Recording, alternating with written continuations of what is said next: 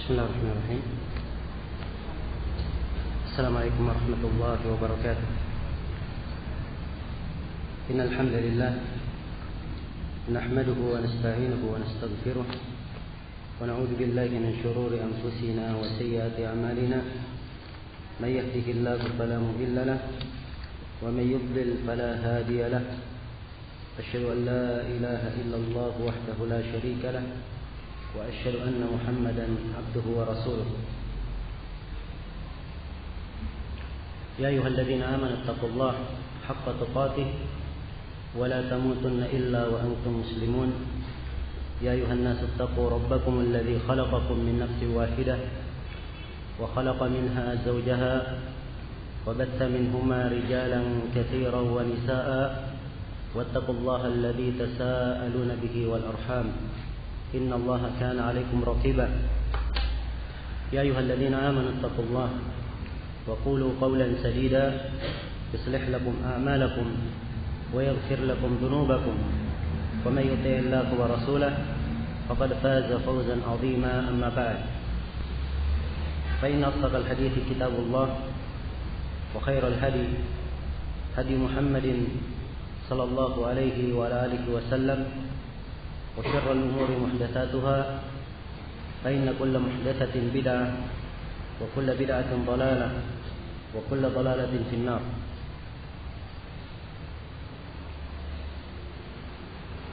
Pada pagi hari ini insyaallah taala kita akan melanjutkan pembahasan kitab Bulughul Maram min Adillatil Ahkam karya Al-Hafidz Ibnu Hajar rahimahullahu taala. Dan insyaallah kita akan memulai dengan bab tayammum, bab yang berkaitan dengan hukum-hukum tayammum. Berkata Ibnu Hajar rahimahullahu taala, bab tayammum. Ya. Bab at-tayammum. At-tayammum secara bahasa bermakna al-qasd. Bermakna al-qasd, maksud. Kapan dia memaksudkan sesuatu, dikatakan dia bertayammum, itu secara bahasa. Di antara penggunaannya secara bahasa di dalam firman Allah Subhanahu wa taala, "Wala tayammamul khabitha minhu tunfiqun." Dan jangan kalian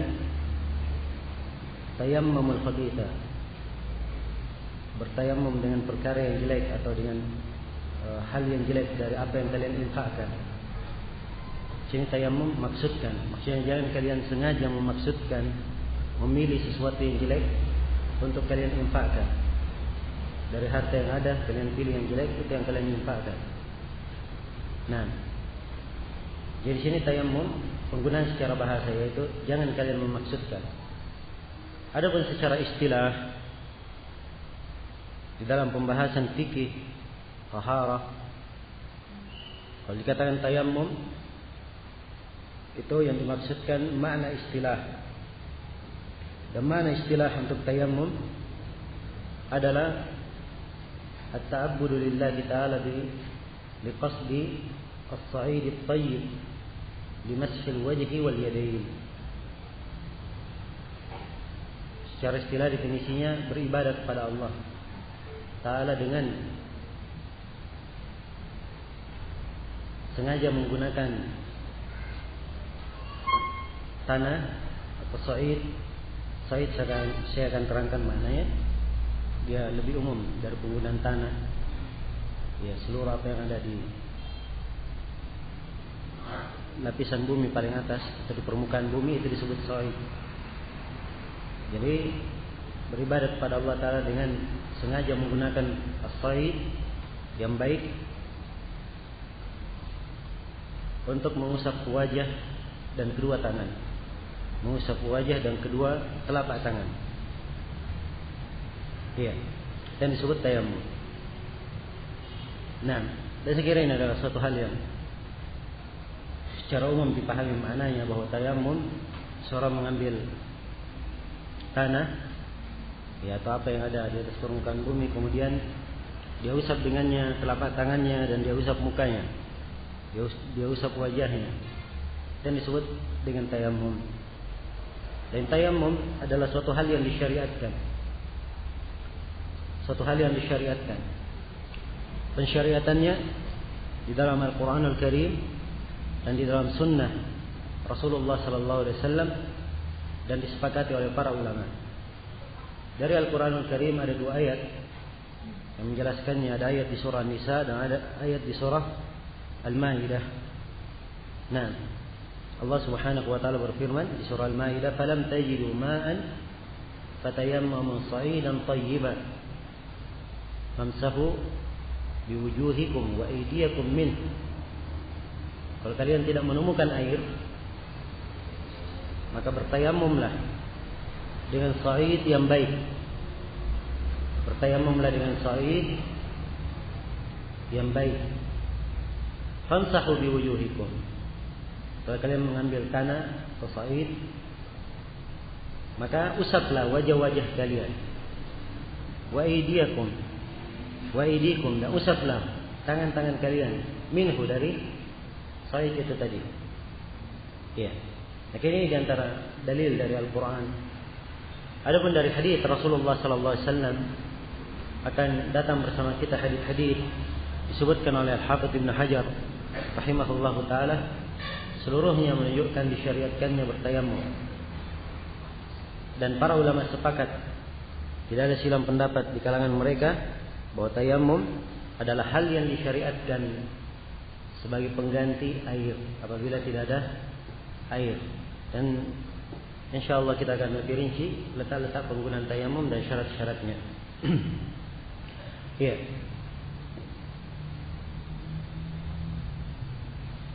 Tayammum ini disebutkan oleh para ulama disyariatkan di tahun ke-6 Hijriah. Disyariatkan di tahun ke-6 Hijriah. Dan ini kaitannya dengan di perang Bani Al-Mustaliq. Iya.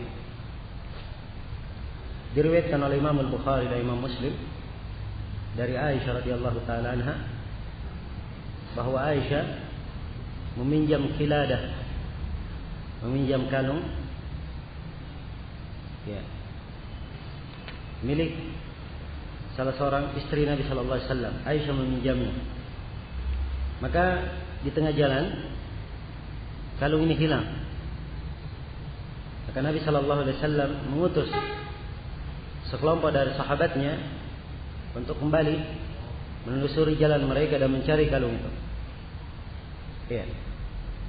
Maka para sahabat tersebut yang diutus ini, ya, mereka didapati oleh waktu sholat dan tidak ada air.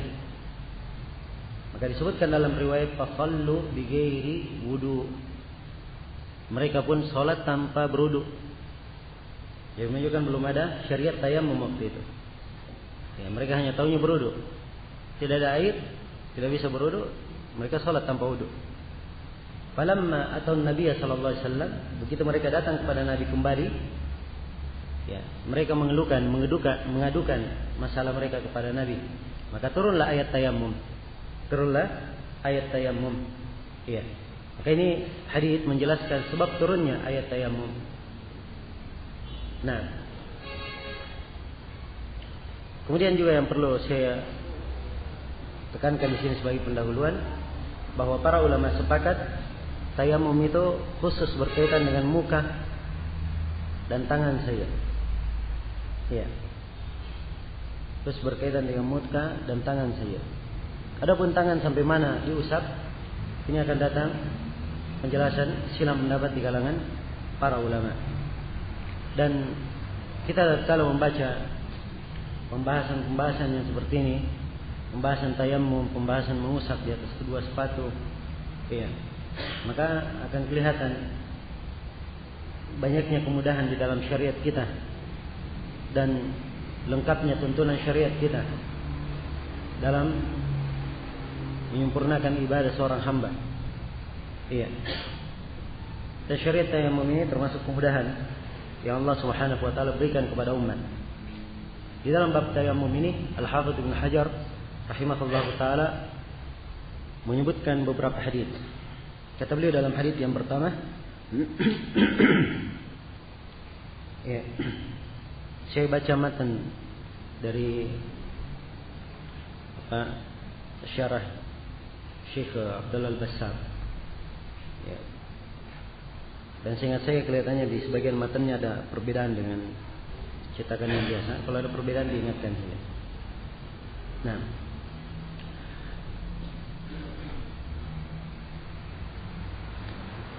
kata beliau rahimahullah dalam hadis yang pertama, an Jabir radhiyallahu anhuma. Dari Jabir radhiyallahu anhuma, ya, beliau dan ayahnya dua-duanya sahabat. Bahkan ayah beliau yaitu Abdullah bin Amr bin Haram ini dari sisi keutamaan lebih utama dari Jabir. Ya. Dari sisi keutamaan. Anna Nabi sallallahu alaihi wasallam qala, sungguhnya Nabi sallallahu alaihi wasallam bersabda, "U'titu khamsan lam yu'tahunna ahadun qabli." Saya diberi 5 perkara. Ya, 5 perkara ini tidak diberikan kepada seorang pun dari para nabi sebelumku. Apa 5 perkara ini? Kata beliau, "Nusirtu bir-ru'bi masirata syahrin." Saya diberi pertolongan dengan takutnya musuh, ya, sejarat perjalanan sebulan. Ya, maksudnya sebulan sebelum Nabi tiba di tempat musuh, ya, Allah telah melemparkan rasa takut dalam hati-hati musuh Rasulullah SAW. Kemudian kata beliau, "Wa ju'ilat liyal ardu masjidan wa tahura." Dan telah dijadikan untuk saya al-ard, bumi itu, sebagai masjid dan tahura, sebagai masjid dan sebagai pensuci. Kemudian kata beliau dalam kelanjutan hadisnya, "Fayyuma rajulin adrakathu shalah falyusalli." Maka siapa saja dari seseorang yang didapati oleh salat, ya, siapa saja dari seorang didapati oleh salat, hendaknya salat, dia salat di waktu itu. Iya.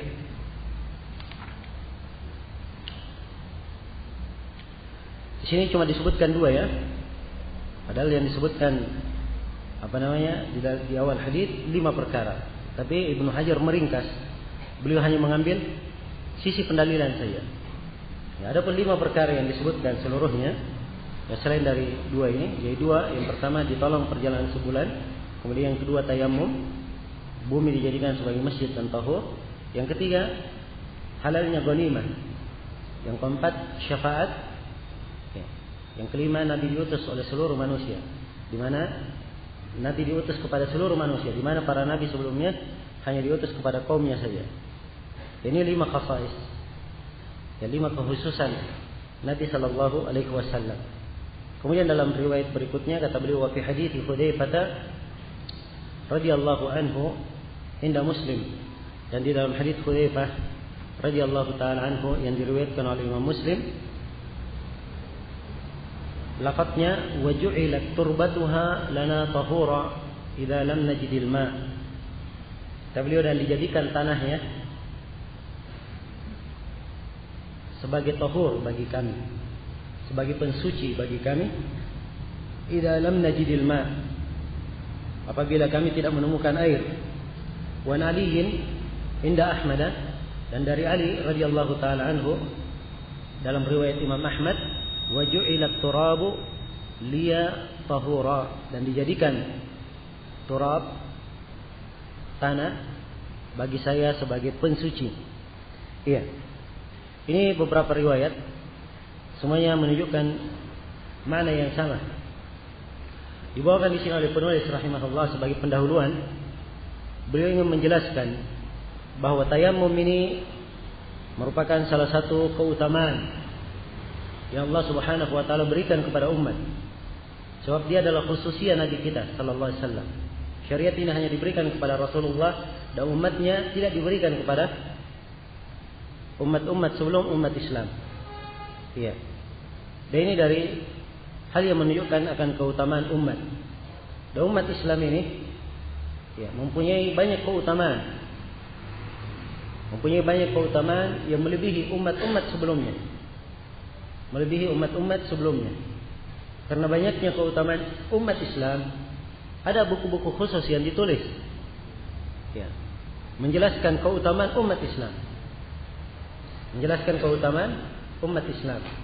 Dan disebut dengan al-khasa'is. Iya. Dan di antara keutamaan umat Islam di sini dijadikan bumi itu sebagai masjid dan tahur, bagi bersuci. Juga dari keutamaan umat Islam ini adalah umat yang terakhir. Umat yang terakhir. Iya. Itu umat yang ke-70 dari umat-umat yang pernah ada di muka bumi. Bersamaan dengan itu, umat Islam adalah umat yang paling afdal dan paling mulianya.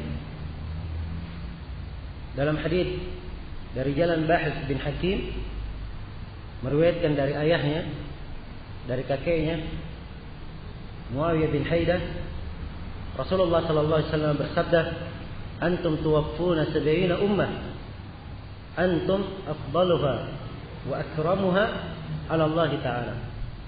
Kalian umat Islam menggenapkan 70 umat. Dan kalian adalah yang paling afdalnya dan paling mulianya di sisi Allah Subhanahu wa taala. Dan umat Islam, walaupun dia adalah umat yang terakhir, mereka adalah umat yang paling pertama masuk ke dalam surga. Karena itu Rasulullah sallallahu alaihi wasallam bersabda dalam hadis Abu Hurairah yang diriwayatkan oleh Imam Al-Bukhari dan Imam Muslim, "Nahnu as-sabiqun al-awwaluna." Ya, atau nahnu al-akhiruna as-sabiquna dukhulan al-jannah. Kami adalah umat yang terakhir, tapi umat yang paling pertama masuk ke dalam surga. Umat yang paling pertama masuk ke dalam surga. Tidak ada umat yang masuk ke surga sebelum umat Nabi Muhammad sallallahu alaihi wasallam. Iya. Dan banyak lagi khasais untuk umat ini. Ya, sebagiannya akan disebutkan di dalam hadis ini. Di sini dikatakan di dalam hadis oleh Rasulullah, "U'titu khamsan." Saya diberi 5 perkara.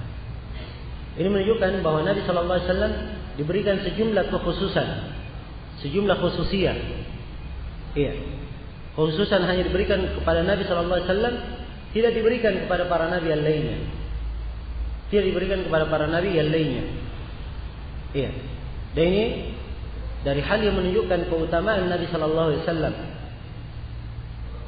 dan kedudukan beliau di sisi Allah Subhanahu wa taala.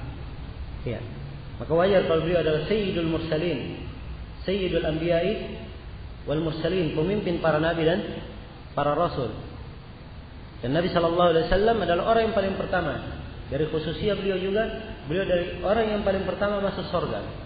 Dan surga itu tidak akan dibuka kecuali kalau Nabi sallallahu alaihi wasallam yang mengetuknya dan meminta untuk dibuka.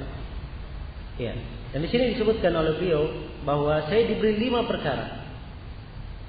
Tidak diberikan kepada seorang pun dari nabi sebelumku. Apakah ini menunjukkan bahwa kekhususan beliau cuma 5?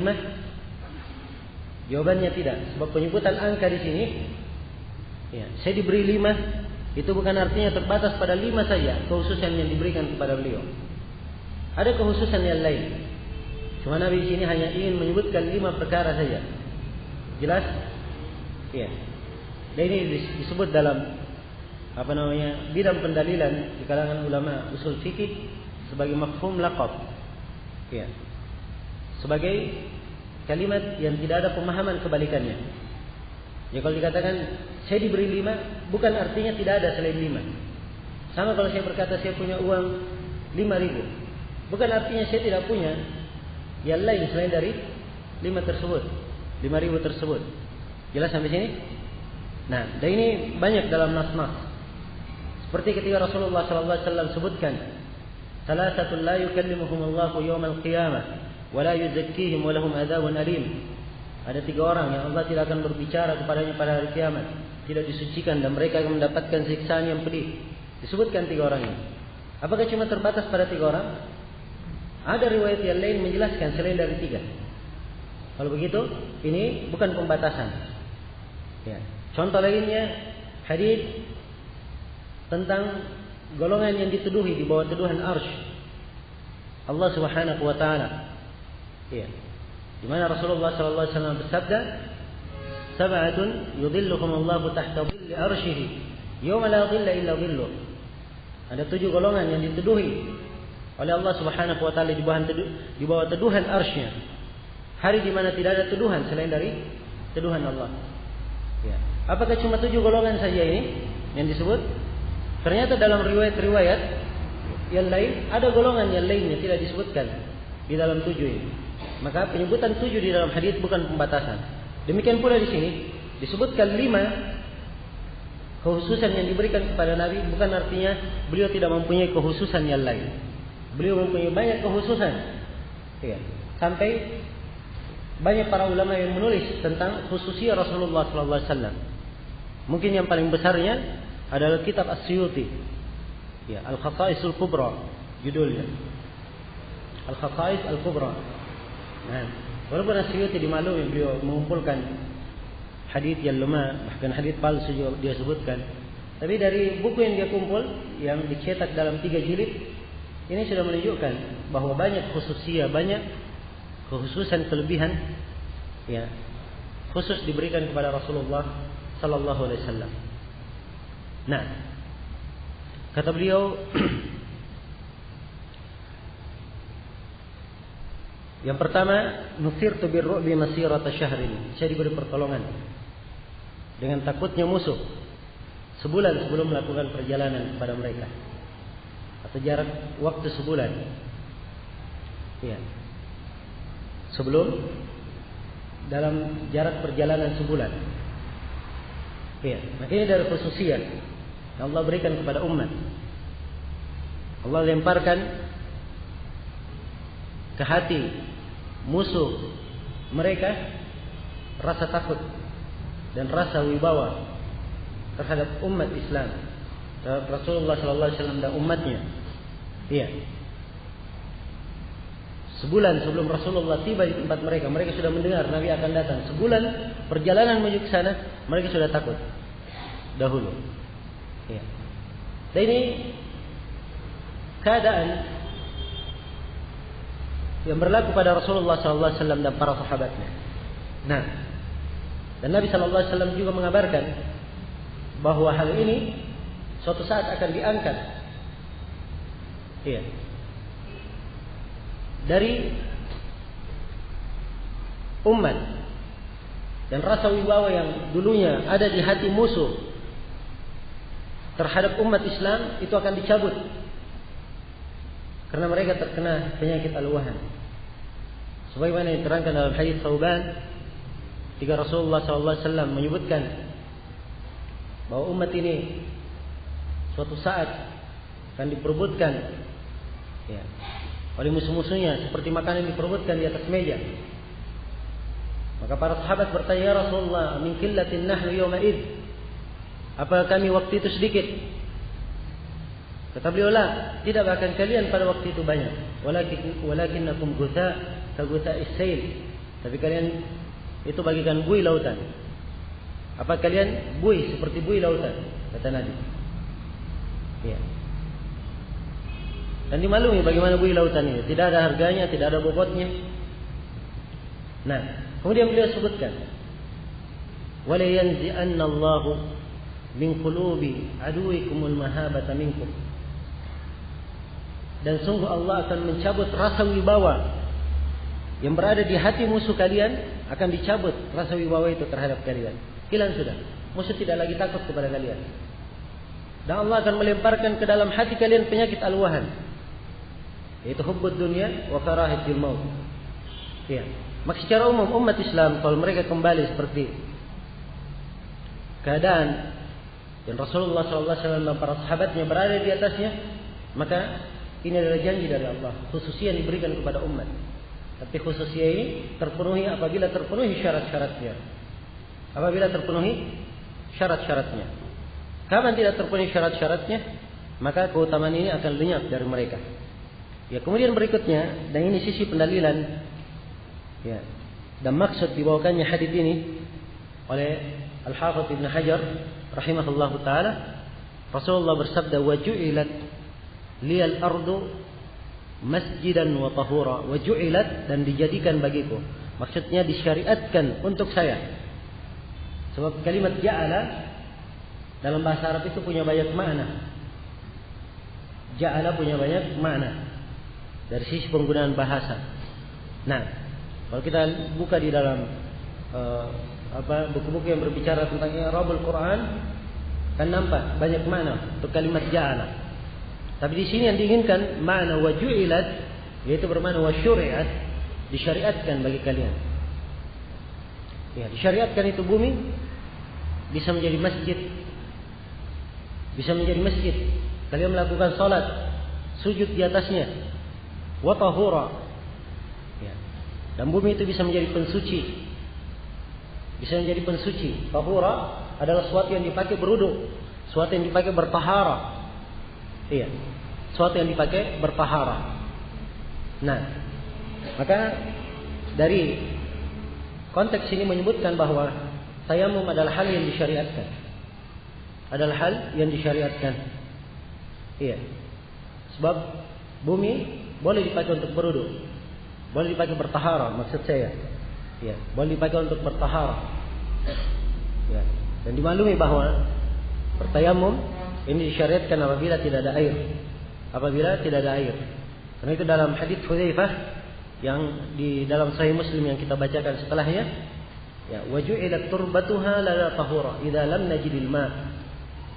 Dan telah dijadikan tanahnya sebagai pensuci bagi kami kalau kami tidak menemukan air. Kalau kami tidak menemukan air. Nah, makin menunjukkan bahwa tahara atau bertayamum itu disyariatkan apabila tidak ada air. Apabila tidak ada air. Dan kalimat tidak ada air ini mungkin bermakna tidak ada dalam artian tidak ada sama sekali, hakiki, tidak ada air. Dan mungkin bermakna tidak ada air dalam artian dia tidak mampu menggunakan air. Tidak mampu menggunakan air. Airnya ada tapi dia tidak mampu menggunakannya. Ya. Apa karena sebuah udzur atau bahaya akan menimpanya kalau dia menggunakan air. Ini dicakup di dalam kalimat tidak menemukan air. Tidak mendapati air. Iya. Waju'ilat liyal ardu masjidan wa tahura. Telah dijadikan untuk saya bumi itu sebagai masjid dan tahura, masjid dan pensuci. Ya. Sini ada dua pembahasan. Pertama tentang masjid. Ya. Jadi dari zahir hadis, semua tempat di muka bumi ini boleh dipakai dan digunakan untuk salat. Itu asalnya. Kecuali apa yang diterangkan oleh dalil bahwa tidak boleh dilakukan salat di situ. Tidak boleh dilakukan salat di situ. Kalau ada dalil yang menerangkan tidak boleh dilakukan salat di sebuah tempat, maka tidak boleh dilakukan salat di tempat tersebut. Dan dalil menerangkan sejumlah tempat tidak boleh salat di situ. Yang pertama, kuburan. Tidak boleh salat di kuburan. Sebab Nabi sallallahu alaihi wasallam bersabda, "La tusallu ilal kubur." Jangan kalian salat ke kuburan. Ya, hadits Abu Marsad Al-Ghanawi, riwayat Muslim yang akan datang bersama kita di bab salat nanti. Kemudian yang kedua, dari tempat yang tidak boleh orang melakukan salat adalah tempat yang najis. Ya, tempat yang najis. Nah, karena itu kala Arab yang sudah berlalu bersama kita di awal kitab kencing di masjid, maka Nabi perintah untuk dituangkan air di atas kencingnya agar supaya tidak menajisi masjid. Kemudian yang ketiga, dari tempat yang tidak boleh dipakai salat adalah WC dan kamar mandi. Ya, WC dan kamar mandi. Dan ini ada hadis yang menjelaskannya. Ya. Sudah berlalu bersama kita mungkin di pembahasan tentang pembatal-pembatal wudu. Ya, kemudian yang keempat, dari tempat yang tidak boleh sholat adalah kandang onta. Ya. So, Rasulullah SAW ketika ditanya apakah boleh sholat di situ, kata beliau la, tidak boleh. Nah, kemudian demikian pula dari tempat yang tidak boleh seorang itu sholat padanya adalah tanah yang dicuri, tanah yang dicuri. Ya, dan ini ada pembahasan dalam sisi ilmu usul. Kenapa tanah yang dicuri tidak syah sholat di situ, tidak boleh sholat? Ya, yang jelas ia masuk ke dalam apa yang tidak boleh seorang itu sholat di atasnya. Jadi secara umum bahwa seluruh masjid atau seluruh bumi ini boleh dipakai untuk sholat kecuali apa yang diterangkan oleh dalil, tidak boleh seorang sholat di atasnya. Jelas sampai sini. Selain dari itu silakan, dan dia boleh untuk melakukan sholat padanya. Boleh dia melakukan sholat padanya. Kemudian dikatakan di sini waju'ilat lil ardu tahura, dan dijadikan bumi itu sebagai tahur bagiku, pensuci. Nah, di sini kita detailkan pembahasan berkaitan dengan masalah tayamum. Tayamum itu menggunakan apa? Hah? Sini dikatakan bumi. Bumi itu banyak. Ya. Bumi itu berlapis-lapis. Ya, apa bumi yang dimaksud? Ya. Diterangkan dalam hadis berikutnya, turbatuha. Dijadikan tanahnya untuk saya sebagai apa? Pensuci. Ya, ini kalimat tanah di sini ya. Kalau kita kembali kepada konteks ayat Al-Qur'an, ya, dalam surah Al-Maidah, fatayammamu sa'idan thayyiban. Maka bertayamumlah kalian dengan sa'id yang baik.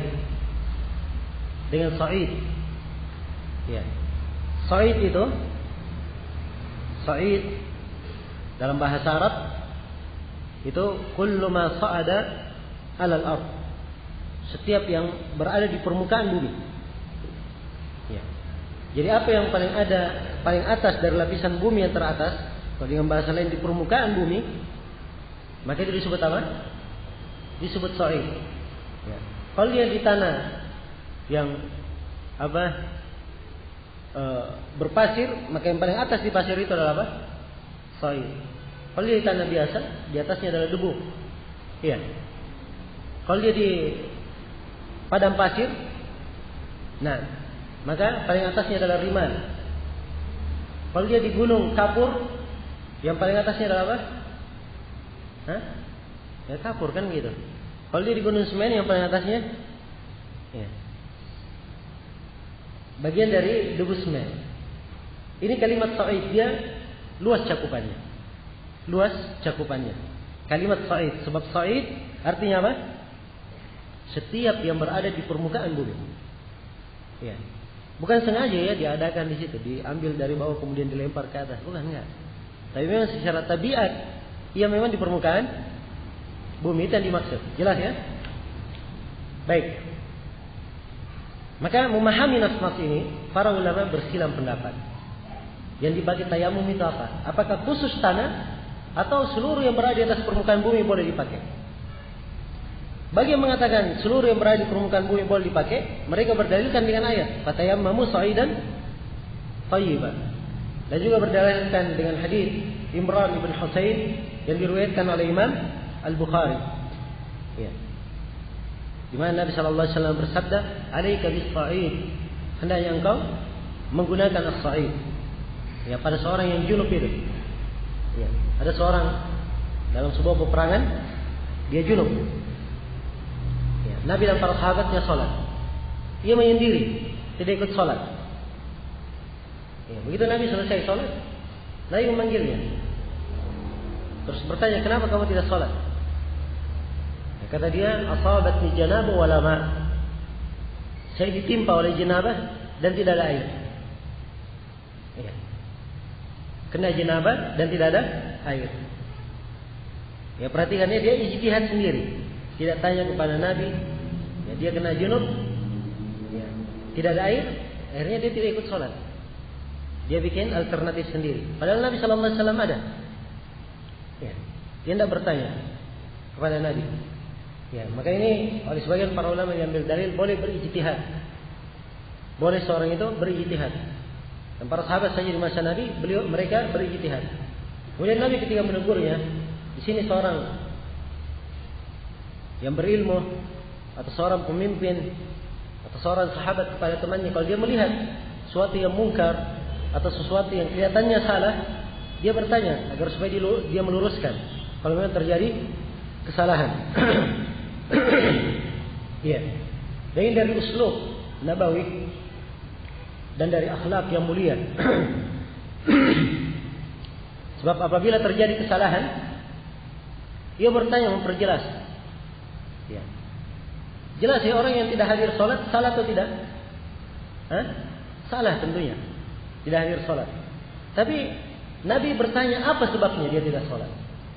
Ya, tidak langsung melemparkan tuduhan.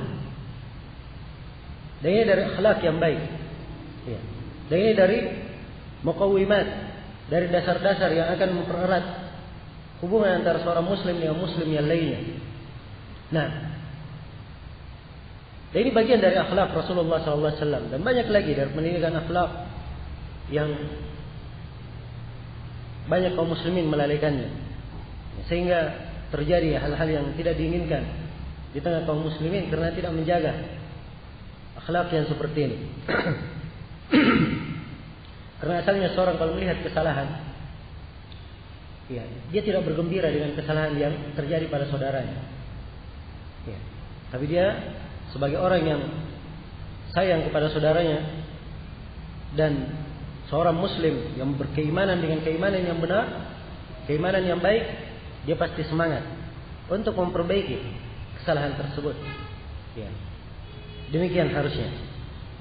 Maka orang yang ketika ditanya, kenapa kamu tidak sholat? Katanya, saya kena junub dan tidak ada air. Maka Nabi berkata kepadanya, alaika bis-sa'id fa innahu yakfika. Cukup kamu menggunakan sa'id, ya, gunakanlah sa'id, maka itu telah mencukupi kamu. Telah mencukupi kamu. Maka ini ayat Al-Quran dan hadis Rasulullah semuanya perintah menggunakan sa'id. Ya.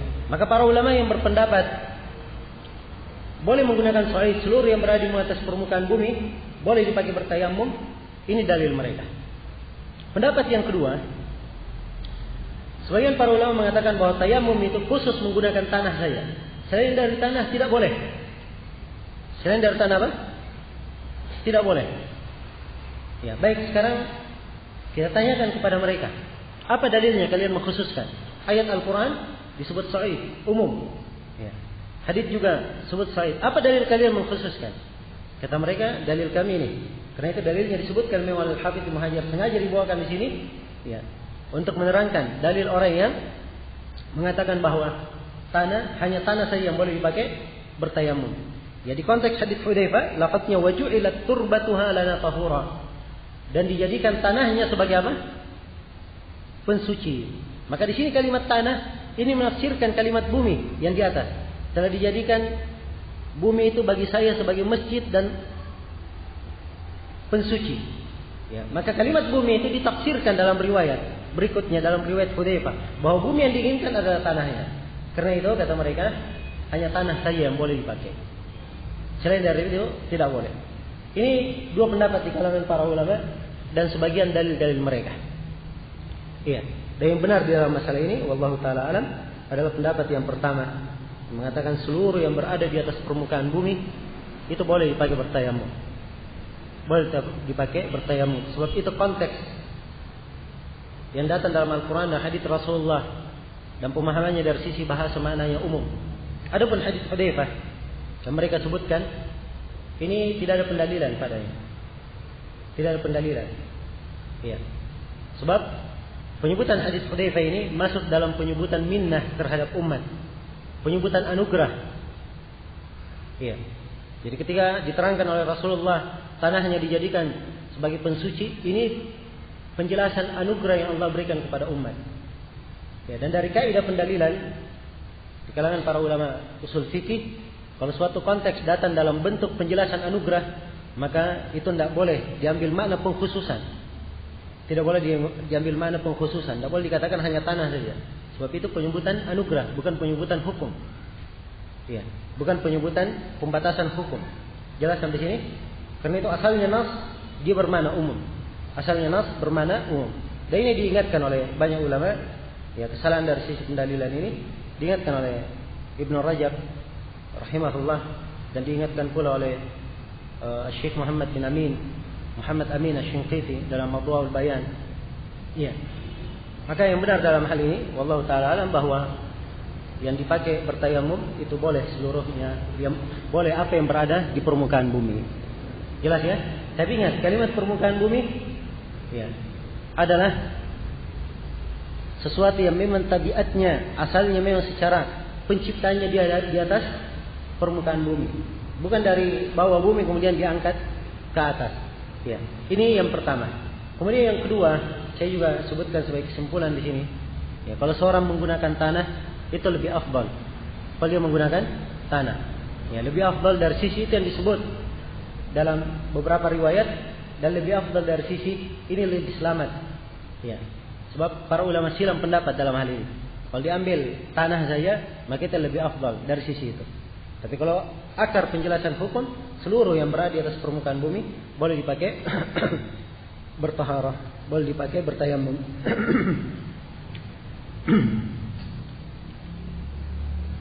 Iya. Kemudian dikatakan di sini dalam kelanjutan hadis, "Fa ayyuma rajulin adrakathu shalah falyusalli." Ya, siapa saja yang didapati oleh salat hendaknya dia salat. Ya, siapa saja yang didapati oleh salat hendaknya dia salat. Ya, hadis ini menunjukkan bahwa salat itu semuanya ada waktunya. Iya. Kapan tiba waktunya maka salat harus dilakukan pada waktu salat tersebut. Ya. Pada waktu salat tersebut. Kemudian kalimat ayyuma rajulin. Rajulin artinya apa? Hah? Laki-laki atau perempuan? Laki-laki kan begitu. Ya, laki-laki mana saja yang didapati oleh salat. Bukan artinya perempuan tidak tercakup dalam hukum ini. Tidak. Perempuan juga tercakup. Ya, tapi di sini hanya sekedar penyebutan sebagian jenis saja. Ya, dan perempuan masuk di dalamnya. Perempuan masuk di dalamnya. Iya. Jadi siapa yang didapati oleh waktu salat, maka hendaknya dia salat. Ya, hendaknya dia salat. Jangan dia menunggu dan mengundur pada tempat tertentu sehingga dia telantarkan. Jadi dia keluar dari waktu salat yang diwajibkan terhadapnya. Iya.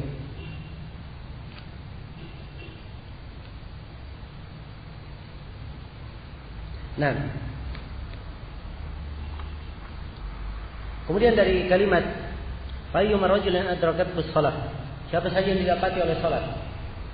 Di sini juga terdapat satu pendalilan di kalangan para ulama berkaitan dengan masalah orang yang masuk di waktu salat. Dia tidak ketemukan air. Ya, dia sudah lihat tempat-tempat yang biasanya ada air, tidak ada air. Apakah dia wajib mencari air atau tidak ke tempat yang lain? Ya. Dari kalimat ini adrakathu shalah, ya, diambil pendalilan oleh sebagian para ulama bahwa dia tidak wajib mencari.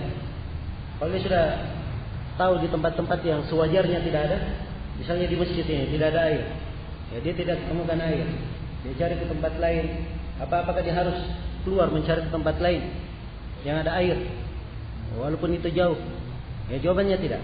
Sebab di sini disebutkan kalau dia didapati oleh salat. Maka kadar tidak ada air itu kadar diperkirakan dari sisi urf kebiasaan. Kalau di dekatnya di sekitarnya sudah tidak ada air dan dia tahu biasanya tidak ada air, selesai. Jelas? Nah,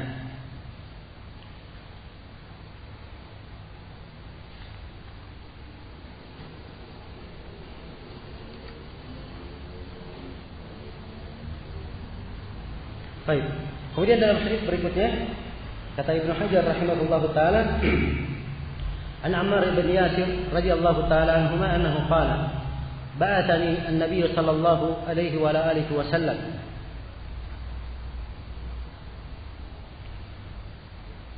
fi hajatin fa'ajnabtu falam ajid al-ma'a فتمرغت في الصعيد كما تتمرغ الدابة ثم أتيت النبي صلى الله عليه وآله وسلم فذكرت له ذلك فقال إنما يكفيك أن تقول بيديك هكذا ثم ضرب بيديه الأرض ضربة واحدة ثم مسح الشمال على اليمين وظاهر كفيه ووجهه متفق عليه واللفظ لمسلم وفي رواية للبخاري وضرب بكفيه الأرض ونفخ فيهما ثم مسح بهما وجهه وكفيه. Ya. Ini hadis Ammar bin Yasir dan dia termasuk hadis pokok di dalam pembahasan tayamum. Ya. Terdapat di dalamnya penjelasan hukum-hukum penting berkaitan dengan masalah tayamum. Kita detailkan pembahasannya. Kata beliau di dalam awal hadis, Nabi sallallahu alaihi wasallam pernah mengutus saya dalam sebuah keperluan. Ini menunjukkan bolehnya seseorang meminta pertolongan orang lain pada sebuah keperluan. Ya. Dan ini adalah perkara yang boleh secara syariat. Ya. Bukan hal yang mengurangi tauhid dan bukan pula hal yang tercela di dalam akhlak maupun muru'ah, sebagaimana yang disangka oleh sebagian orang-orang yang terpengaruh dengan pemahaman sufi. Ya. Kadang mereka memahami bahwa meminta tolong kepada orang dalam sebuah hajat dan keperluan itu dianggap sebagai hal yang mengurangi agama mereka. Ya. Dan ini adalah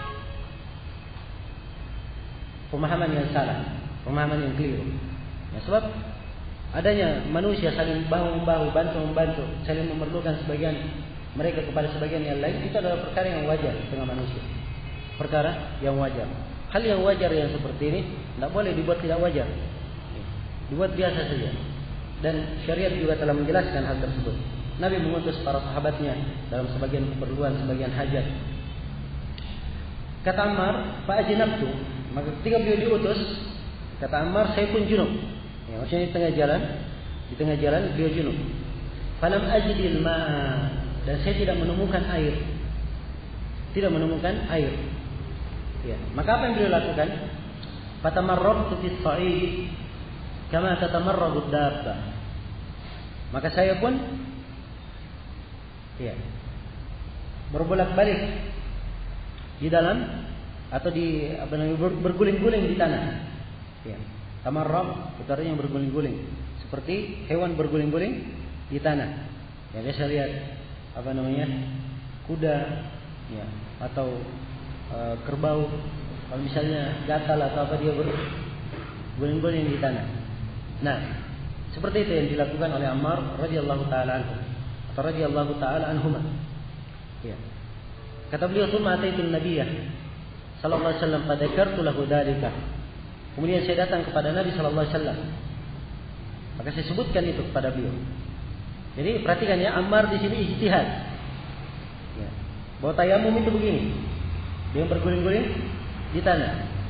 Nah, dan beliau sholat dengan itu. Sholat dengan tersebut. Ya, dan ini juga menunjukkan bahwa boleh seorang itu berijtihad. Bahkan ini di masa Nabi, sahabat berijtihad. Nabi ada. Ya. Nabi ada. Sahabat berijtihad. Ya. Yang jelas, seorang berijtihad itu diperbolehkan kalau memang terpenuhi padanya syarat-syarat ijtihad. Terpenuhi padanya syarat-syarat ijtihad. Ya, jangan dia dikatakan boleh berijtihad. Ya, setiap orang seenaknya saja. Saya mau ijtihad begini, mau ijtihad begitu. Ya. Nah, boleh. Tapi ijtihad itu dibangun ya di atas sejumlah syarat disebutkan oleh para ulama. Jelas? Tsumma ataitu an-nabiyya, kata Ammar, kemudian saya datang kepada Nabi. Maksudnya ketika beliau kembali. Fadzakartu lahu dzalika. Saya sebutkan ini kepada Nabi.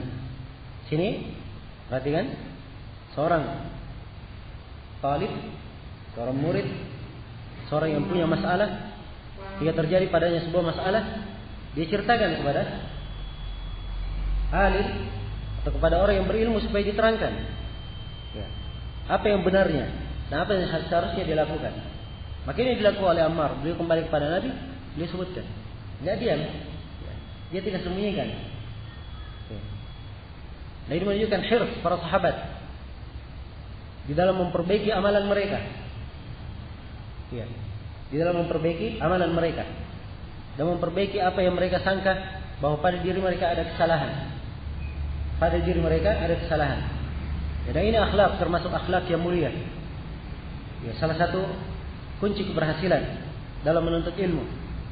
Ya, sebab orang yang tidak punya semangat yang seperti ini akan berlalu di dalam kehidupannya berbagai masalah. Ya, akan berlalu dalam kehidupannya berbagai masalah. Ya, dan kadang masalah ini terus berulang berlalu dan dia tidak akan punya semangat untuk menanyakannya atau untuk mempelajarinya. Apa sebenarnya hukum syar'i dalam hal tersebut? Apa hukum syar'i dalam hal tersebut?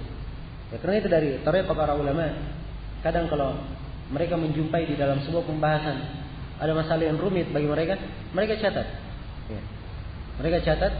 Kalau mereka berjumpa dengan orang yang lebih alim darinya, maka ia tanyakan. Atau kadang kalau dia berjumpa dalam buku, sebuah buku, ya, yang ada pembahasan itu, maka mereka perdalam pembahasannya. Ya. Maka ini diantara cara dan langkah untuk mendetailkan masalah-masalah ilmu itu, agar seorang dalam setiap kegiatan dan perbuatannya yang bersumber dan berdasar di atas ilmu syariat. Maka Ammar menyebutkan kejadian yang menimpanya kepada Nabi dan apa yang beliau lakukan. Ya. Faqala, maka Nabi berkata, "Innama yakfika an taqula bi yadayka hakana." Kata Nabi, sungguhnya cukup bagi kamu berbuat dengan tanganmu begini. Kalimat an taqula itu artinya engkau berbuat, sebab al-qaul kadang bermakna al-fi'l dalam bahasa Arab. Ya, kalau diartikan secara harfiahnya, engkau mengucapkan dengan tanganmu begini. Ya. Tapi ucapan di sini dalam bahasa Arab kadang diterjemah perbuatan. Engkau berbuat dengan kedua tanganmu begini.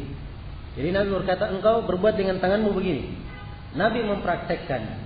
Ya, beliau memukulkan, thumma daraba bi yadayhi al-ard. Beliau memukulkan. Kalimat daraba ya, memukul. Ya. Ke bumi dengan kedua tangannya. Perhatikan, dengan kedua tangannya. Darbatan wahidah, satu kali pukulan. Thumma masaha shimal 'ala al-yamin. Kemudian beliau mengusap kirinya di atas kanannya. Ya. Wa dhahira kaffaihi, dan kedua punggung telapak tangannya. Ya, jadi dua punggung telapak tangan. Telapak tangan yang kiri mengusap punggung telapak tangan kanan, telapak tangan kanannya mengusap punggung telapak tangan kirinya. Kemudian ya tentunya kedua telapak tangan juga diusap, ya, saling diusap. Kemudian kata beliau wawajahahu, dan beliau mengusapkan wajahnya. Ya, perhatikan ya kepada perbuatan Nabi. Ketika beliau mengajari Ammar, beliau langsung mencontohkan, mempraktekkan. Ya, langsung mempraktekkan. Sebab praktek itu kadang lebih mendalam dan lebih jelas, ya, daripada sekedar ucapan. Daripada sekedar ucapan. Karena itu kalau di dalam pembahasan terjadi ada dua hadis. Ada hadis ucapan dari Nabi dan ada hadis praktek dari Nabi. Maka yang lebih didahulukan adalah praktek dari Nabi sallallahu alaihi wasallam. Dan ini dalam banyak masalah dijadikan kaidah oleh para ulama. Ya, akan datang nanti dalam masalah waktu salat. Dalam waktu salat ini terbalik masalahnya. Ya, praktek dan ucapan akan datang nanti pembahasannya, bahwa kadang ucapan itu lebih afdal daripada praktek. Tapi praktek, ya, mencontohkan langsung ini kadang lebih mendekatkan kepada pemahaman. Beliau mendekatkan kepada pemahaman. Karena itu Jibril turun langsung mengimami Nabi dan para sahabatnya 2 hari untuk mengajarkan waktu-waktu salat. Mengajarkan waktu-waktu salat langsung dipraktekkan. Dan Nabi juga sallallahu alaihi wasallam juga pernah ditanya oleh sebagian sahabat, ya, beliau berkata kepadanya, kamu sholat bersama saya di sini. Maka Nabi, ya, selama 2 hari sholat bersama sahabat ini, ya, beliau mencontohkan waktu-waktu pelaksanaan sholat itu. Jelas sampai sini? Nah, maka ini bentuk praktek, dan praktek itu kadang lebih memudahkan seseorang untuk memahami dan lebih mendekatkan hakikat dari apa yang akan dipahamkan. Baik, dan ini salah satu cara menguraikan ilmu. Sebab menguraikan ilmu itu, ya, kadang dengan penjelasan lisan, kadang dengan praktek perbuatan, ya, kadang dengan dia menganjurkan kepada seorang, dan kadang dia menggabungkan antara beberapa hal. Digabungkan antara beberapa hal. Ya. Dan ini semuanya adalah cara-cara di dalam menyampaikan ilmu dan di dalam menanamkannya kepada manusia dicontohkan oleh Rasulullah sallallahu alaihi wasallam dan para ulama setelahnya. Iya. Baik, sekarang kita detailkan bagaimana cara tayamum itu. Nabi memukulkan kedua tangannya. Kalimat yadaihi, kedua tangan. Kalimat tangan kalau digunakan secara mutlak tangan, maka yang dimaksud dengan kata tangan adalah telapak tangan. Ya, ini diambil kaidah ya, kaidah umum dalam penggunaan kalimat al-yad. Al-yad itu artinya apa? Tangan. Kalimat al-yad asalnya kalau digunakan dalam Al-Quran maupun hadis asalnya bermakna telapak tangan.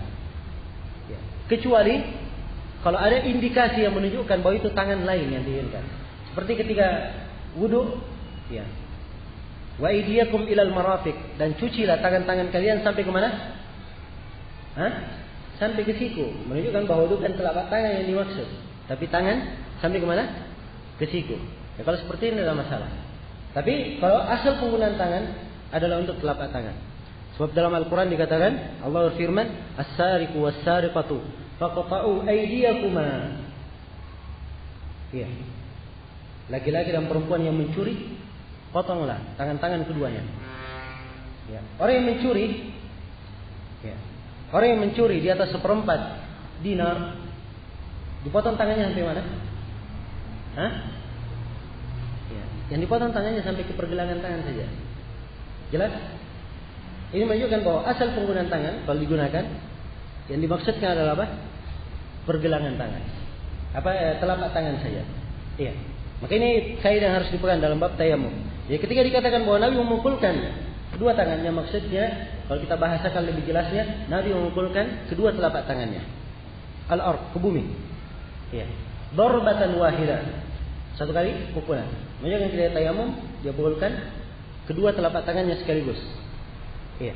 Kedua telapak tangannya sekaligus. Iya. Kemudian beliau katakan darbatan wahidah, satu kali pukulan. Satu kali pukulan. Ini dalil bagi para ulama yang mengatakan bahwa tayamum itu satu kali pukulan saja. Ya. Dan silang pendapat di kalangan para ulama, pukulan itu berapa kali? Ya. Ada yang mengatakan satu kali seperti dalam hadis ini. Ada yang mengatakan 2 kali seperti dalam hadis Ibnu Umar yang akan datang. Saya baca hadis Ibnu Umar ya supaya jelas. Kata beliau dalam hadis Ibnu Umar setelahnya, Ali bin Umar radhiyallahu taala anhuma annahu qala Rasulullah sallallahu alaihi wasallam at-tayammum darbatan, darbatun lil wajh wa darbatun lil yadayn ila al-mirfaqain. Rawahu ad-Darqutni wa sahhaha al-a'immatu waqfah. Dari Ibnu Umar radhiyallahu anhuma, beliau berkata Rasulullah sallallahu alaihi wasallam bersabda, tayammum itu 2 kali pukul. Tayammum 2 kali pukul, 2 kali pukulan. Satu pukulan untuk wajah, jadi dia pukulkan kedua tangannya untuk wajahnya dulu. Kemudian wa darbatul lil yadayn ilal mirfaqain, dan satu pukulan lagi ya, dari kedua tangannya sampai ke siku. Ini dalam hadis Ibnu Umar ya. Ya, hadis ini dikeluarkan oleh Darqutni dan para imam mengatakan bahwa yang benarnya bahwa hadis ini mauquf, bukan dari Nabi tapi dari ucapan sahabat saja. Iya. Hadis ini adalah hadis yang lemah. Hadis ini sengaja dibawakan di sini oleh Hafidz Ibnu Hajar. Beliau ingin menunjukkan kelemahannya dan tidak boleh dipakai berhujjah. Tidak boleh dipakai berhujjah. Nah, hadis ini datang dari beberapa jalan. Ya. Semuanya ada kelemahan. Dia datang dari beberapa jalan. Semuanya ada kelemahan. Ya. Karena dia adalah hadis yang lemah, maka tidak boleh dipakai berhujjah. Tidak boleh dipakai berhujjah. Riwayat Ad-Darqutni yang beliau sebutkan di sini, di dalam sanadnya ada rawi yang bernama Ali bin Babyan. Iya. Dan Ali bin Babyan ini matrukul hadis, dhaif jiddan. Dan ada jalan lain juga dalam sanadnya rawi yang matruk. Ya, dan beberapa jalan tidak dilepas dari kelemahan. Semuanya ada bentuk kelemahan di dalamnya. Maka tatkala hadisnya lemah, ya. Kalau hadis ini adalah hadis yang lemah, tidak boleh dipakai berhujjah. Jadi ini dalil bagi orang yang mengatakan tayamum 2 kali pukulan. Nah,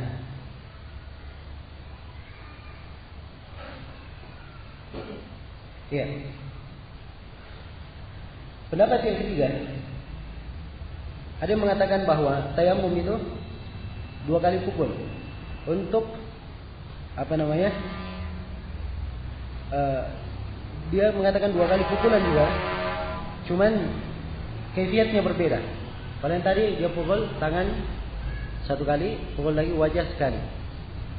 Kain lainnya. Pendapat yang ketiga ini 2 kali pukulan. Pukulan pertama tangan sekaligus wajah. Pukulan kedua tangan sekaligus wajah juga. Ini pendapat yang ketiga. Pendapat yang keempat, dia katakan bahwa tayamum 3 kali dipukul. Nah, 3 kali pukulan. Ini dihikayatkan dari sebagian ulama tabi'in, yaitu Ibnu Sirin. Dari yang mengatakan juga bahwa tayamum itu 4 kali pukul. 2 untuk tangan, 2 untuk wajah. 2 untuk tangan dan 2 untuk wajah. Iya. Ini pendapat-pendapat. Iya. Sengaja saya uraikan supaya tergambar bahwa ini yang ada dalam buku fikih.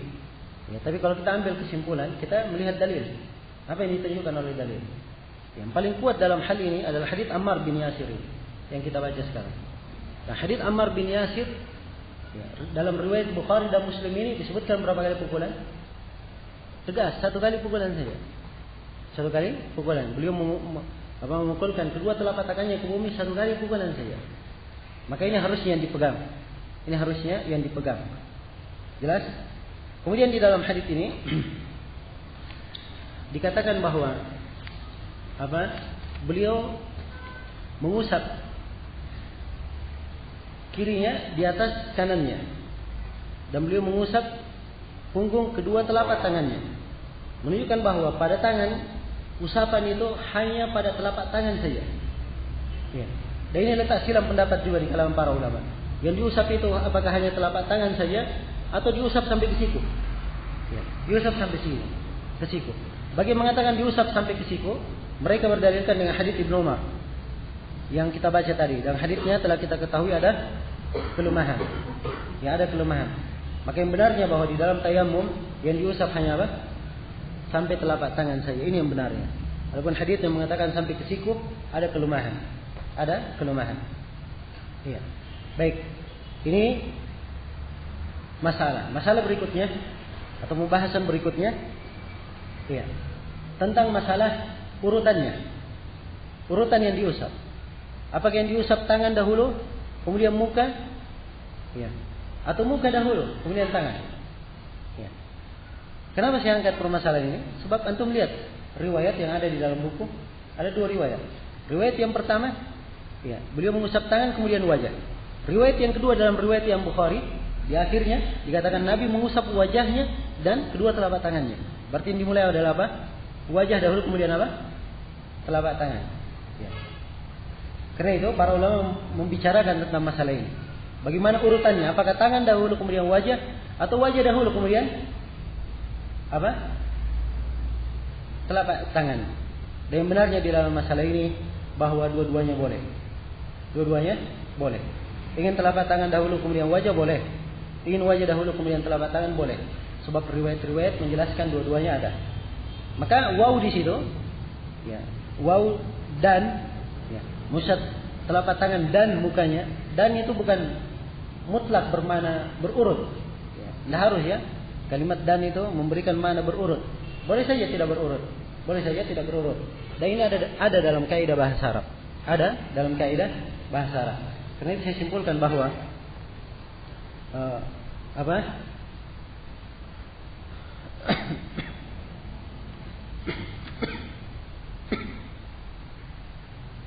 dari sisi urutan boleh telapak tangan dahulu kemudian muka, dan boleh muka dahulu kemudian telapak tangan. Iya. Baik, ini pembahasan. Kemudian pembahasan berikutnya. Sini dikatakan dalam riwayat yang terakhir, wa nafakha fihima. Setelah Nabi mengumpulkan kedua telapak tangannya di bumi, beliau meniup. Ya. Meniup kepada kedua telapak tangannya. Ya. Nah, ini meniup ya dalam riwayat di sini, dalam riwayat Al-Bukhari. Kemudian di dalam sebagian riwayat juga di dalam As-Sahihain, nah disebutkan wa naqadha. Ya, kalimat an-naqd. Naqad itu artinya beliau pukulkan kedua telapak tangannya. Biasanya beliau pukulkan kedua telapak tangannya ke bumi, maka beliau tepukkan antara kedua telapak tangan ini. Ya. Jelas? Nah, maka ini menunjukkan ketika ditiup dan ditepukkan antara kedua telapak tangan, menunjukkan bahwa sebagian dari debu yang melekat itu tadi ada yang jatuh tentunya. ada yang jatuh. Ya, sebab yang diinginkan dari usapan ada debu yang melekat. Ada debu yang melekat. Ya, karena itu di dalam ayat famsahu biwujuhikum wa aydikum min. Ya. Usaplah wajah-wajah kalian dan tangan kalian darinya. Ya, dari apa? Debu itu. Bukan dengan debu itu seluruhnya, tidak. Tapi walaupun sebagian dari debu itu, tidak ada masalah. Yang penting ada debu yang melekat. Ada debu yang melekat. Jelas sampai sini? Ya, tidak harus ya diambil debu, dia tempelkan debu di mukanya. Tidak. Ya, kadang ini menyesahkan, kadang ini memberatkan bagi seorang. Dan tayamum ini syariat yang memperingan seorang di dalam melakukan ibadah. Nah, baik.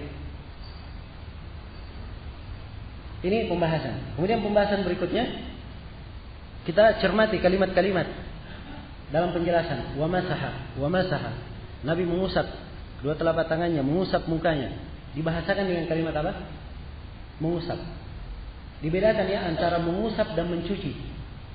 Ya, beda atau tidak? Hah? Beda ya. Kalau mencuci itu kena semuanya. Tapi kalau mengusap dah harus kena semuanya.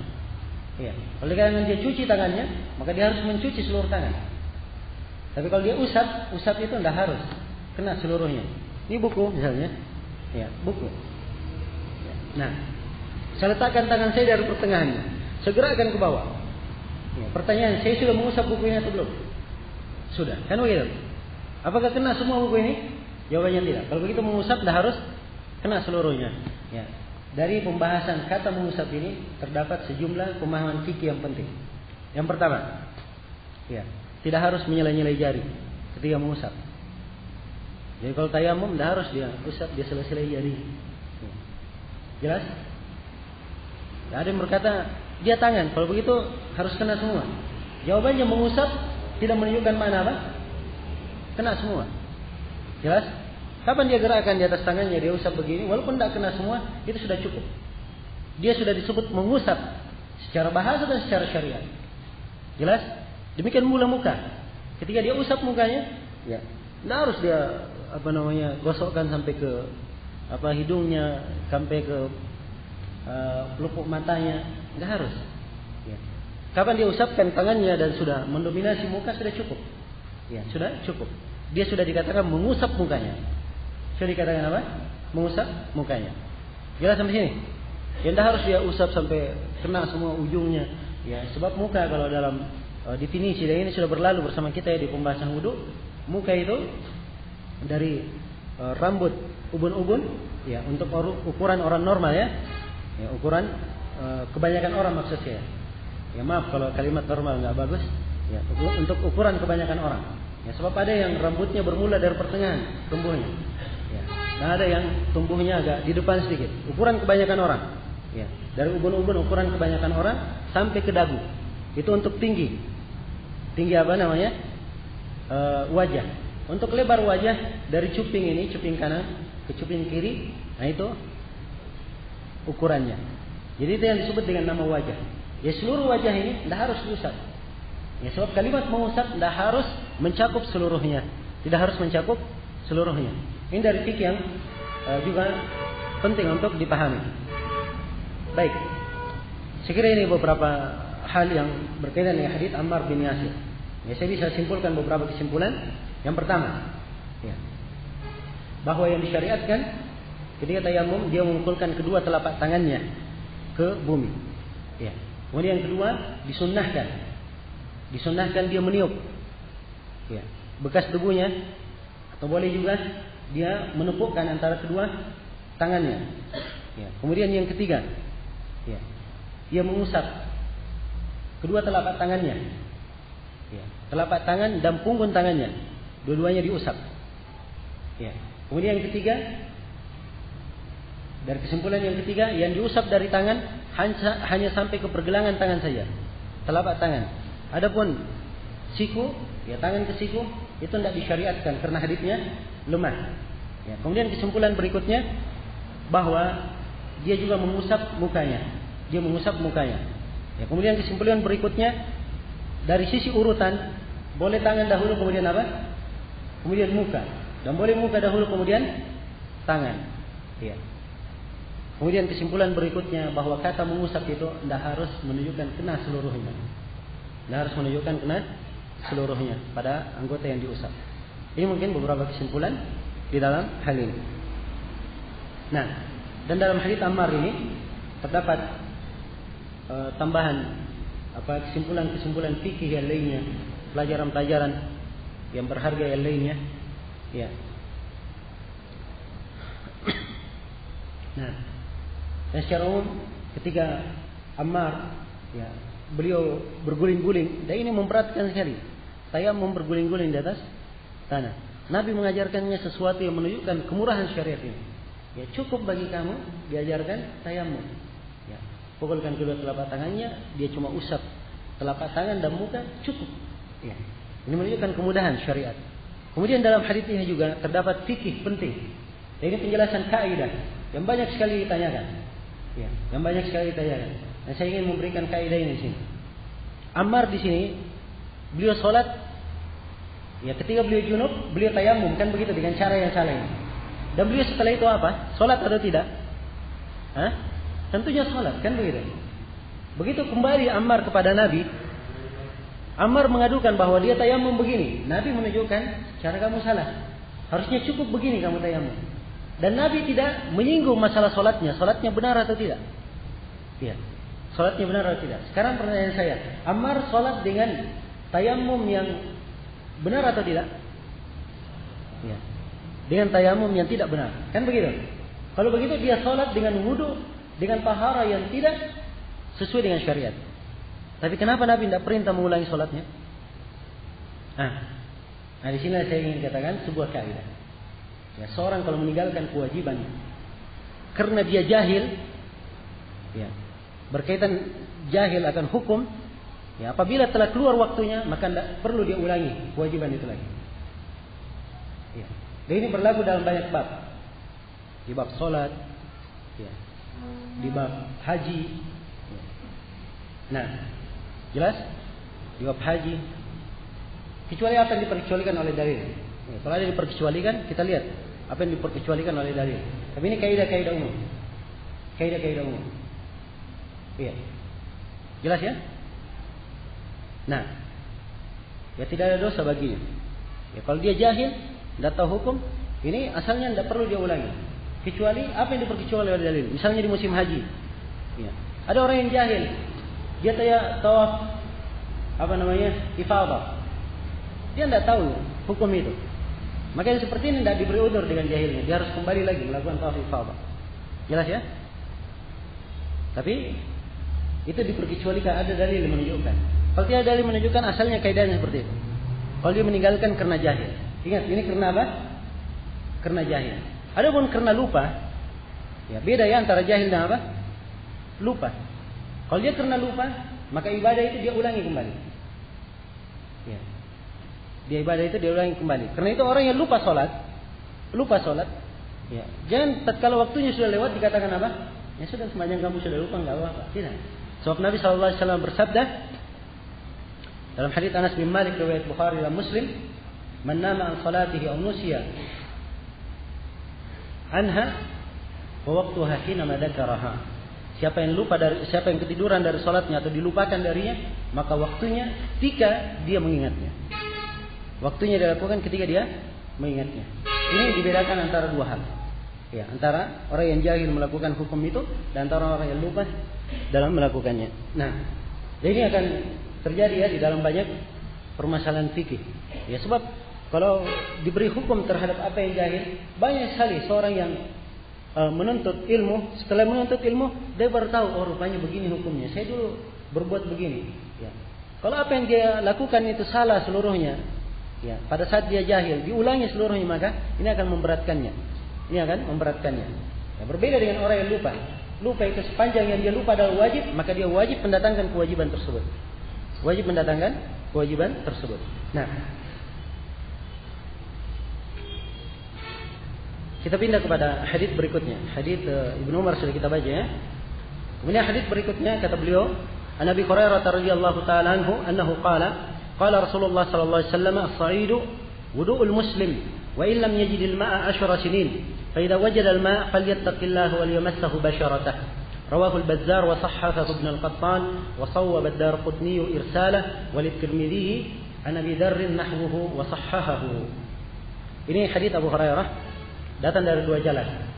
Ya. Dan dari setiap jalan ini ada bentuk kelemahan. Kelemahannya ringan. Bisa saling menguatkan. Karena itu saya bisa berikan kesimpulan bahwa hadits ini bisa dikatakan hasan li ghairihi. Ya. Bisa dikatakan sebagai hadits yang hasan. Diterima dalam sisi periwayat. Kandungan dari hadits ini Rasulullah SAW bersabda, "As-sa'idu wudu'ul muslim." Nabi bersabda bahwa as-sa'id adalah wudunya seorang muslim. Ini penjelasan bahwa tayammum itu dianggap sebagai apa? Sebagai wudu. Dan ini banyak hukum yang bercabang di belakangnya. Ya, saya akan terangkan. Jadi sa'id adalah wudu seorang muslim. Wa illam yajidil ma'a 10 sinin. Walaupun dia tidak mendapatkan air selama 10 tahun. Ya, kalau misalnya tidak mampu menggunakan air 10 tahun, ya, tayammum adalah wudunya. Kemudian fa idza wajada al-ma'a falyattaqillaha wal yamassahu basharatah. Kalau dia dapat air, falyattaqillah, hendaknya dia bertakwa kepada Allah. Dan hendaknya dia gosokkan kulitnya dengan air. Atau dia sentuhkan kulitnya dengan air. Nah, di dalam hadis ini Rasulullah SAW ketika berkata, "As-sa'idu wudu'ul muslim." Sa'id adalah wudunya seorang muslim. Ya. Ini menunjukkan bahwa tayammum sama dengan wudu. Ya, wudu dimaklumi hukum-hukumnya. Wudu dipakai sholat kan begitu. Ya. Kalau dia belum batal wudunya, masuk sholat berikutnya, dia boleh pakai sholat lagi. Dan wudu ini boleh untuk sholat wajib, boleh untuk sholat sunnah. Ya. Dan ini semua dari permasalahan yang terjadi silang pendapat di kalangan para ulama. Ya. Masalah yang pertama saya akan uraikan beberapa permasalahan yang berkaitan dengan hadis ini. Ya. Saya kadang sering menggunakan kalimat masalah ya. Nah itu pembahasan dalam bahasa Arab biasanya disebut dengan kalimat masalah. Dan lisan saya terbiasa dengan penggunaan kalimat masalah. Ya, biasanya Indonesia masalah itu identik dengan problem. Ya. Tapi masalah yang saya inginkan di sini pembahasan. Ya. Kalau misalnya lepas di lisan saya masalah itu artinya yang saya inginkan apa? Pembahasan. Ya. Baik. Pembahasan yang pertama dalam hadis ini ya, tentang masalah tayammum. Apakah tayammum itu mengangkat hadas atau dia hanya sekedar pemboleh untuk melakukan sholat saja? Ya. Ini beda ya. Kalau dikatakan dia hanya sekedar pemboleh, tayammum pemboleh untuk sholat. Kalau dia tayammum, dia boleh sholat. Artinya dibangun di atas pendapat ini, kalau masuk waktu sholat berikutnya, dia harus tayammum lagi. Ya. Dipahami? Harus tayammum lagi. Kalau dia sholat wajib, mau sholat sunnah, dia harus tayammum lagi. Sebab tayammum hanya apa? Pemboleh untuk sholat saja. Ya. Tapi kalau dia katakan bahwa tayammum mengangkat hadas, dia berhadas, dia bertayammum, dia angkat hadasnya, berarti dia tetap suci. Kalau dia tetap suci, mau sholat berapa sholat pun tidak ada masalah. Ya. Masuk waktu sholat berikutnya, ya sepanjang dia tidak batal juga adalah hal yang apa? Hal yang diperbolehkan. Jelas sampai sini? Ini akar masalah. Ini yang disebut sebagai apa? Akar masalah. Ya, kalau kita uraikan cabang-cabang permasalahannya banyak nanti cabangnya. Ya. Tapi kalau kita pegang akarnya, cabang apapun yang muncul di atasnya, walaupun 1001 macam cabang, kita bisa berikan penyelesaiannya. Kalau kita tahu akar masalahnya.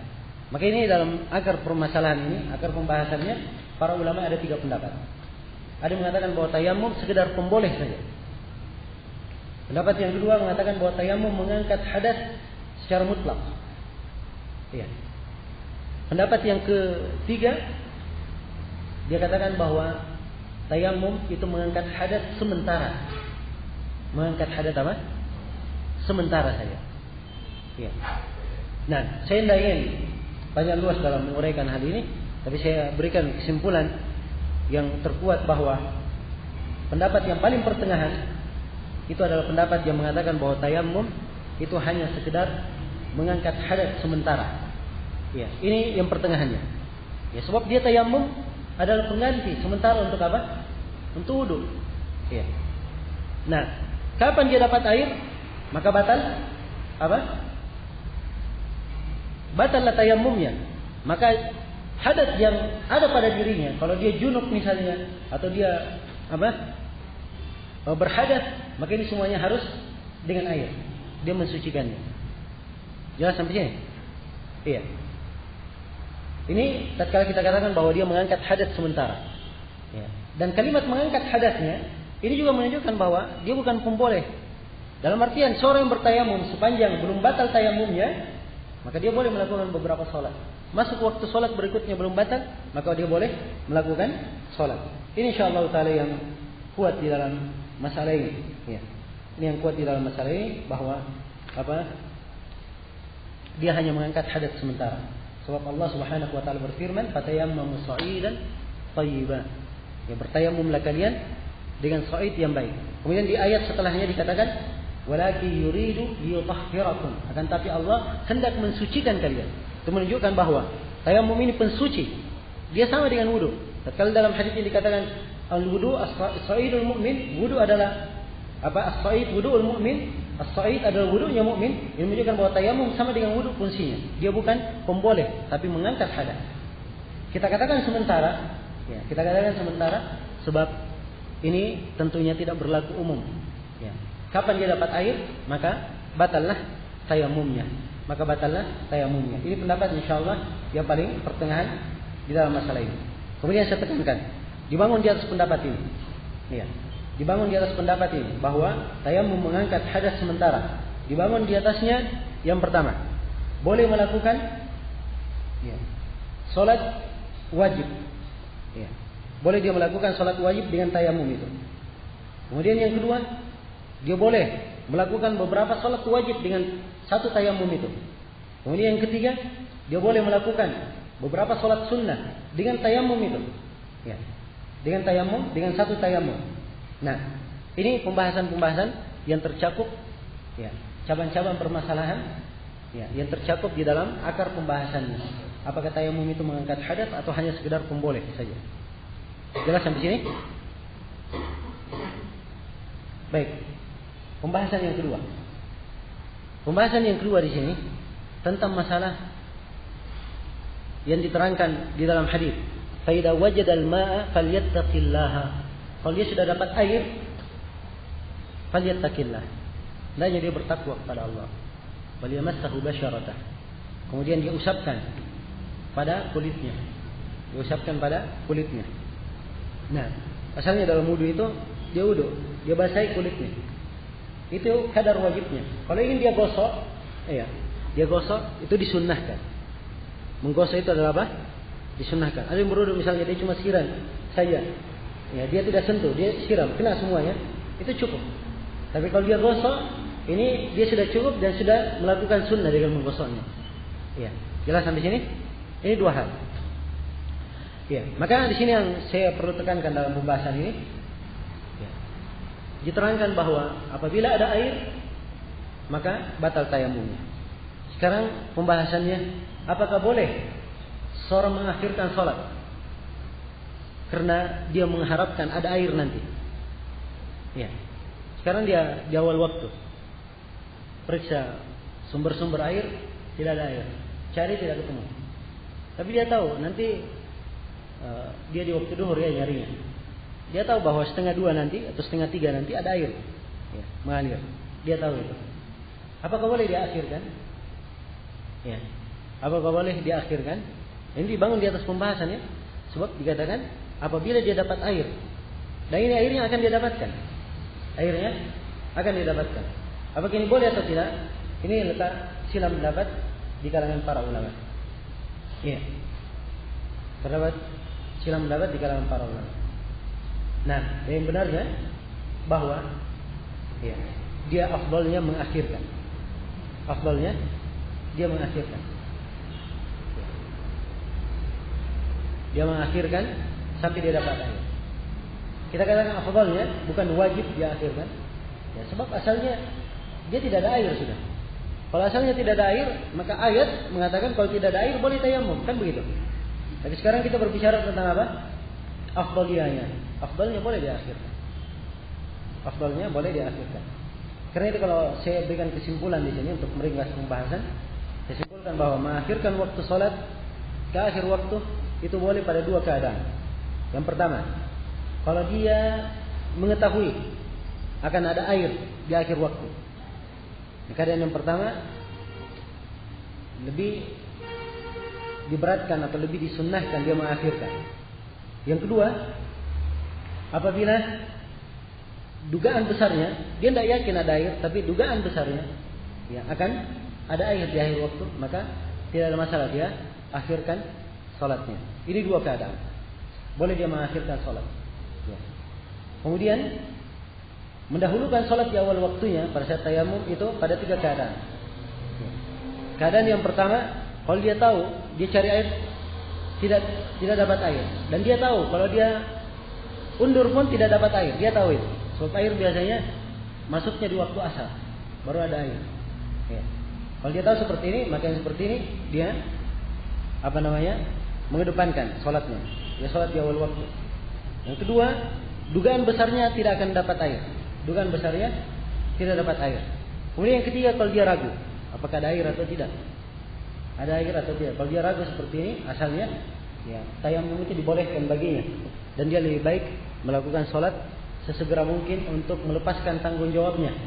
Untuk melepaskan tanggung jawabnya dan menunaikan kewajibannya sesegera mungkin. Iya. Ini mungkin kesimpulan di dalam pembahasan ini. Iya. Kemudian pembahasan yang lainnya berkaitan dengan hadis ini. Nah,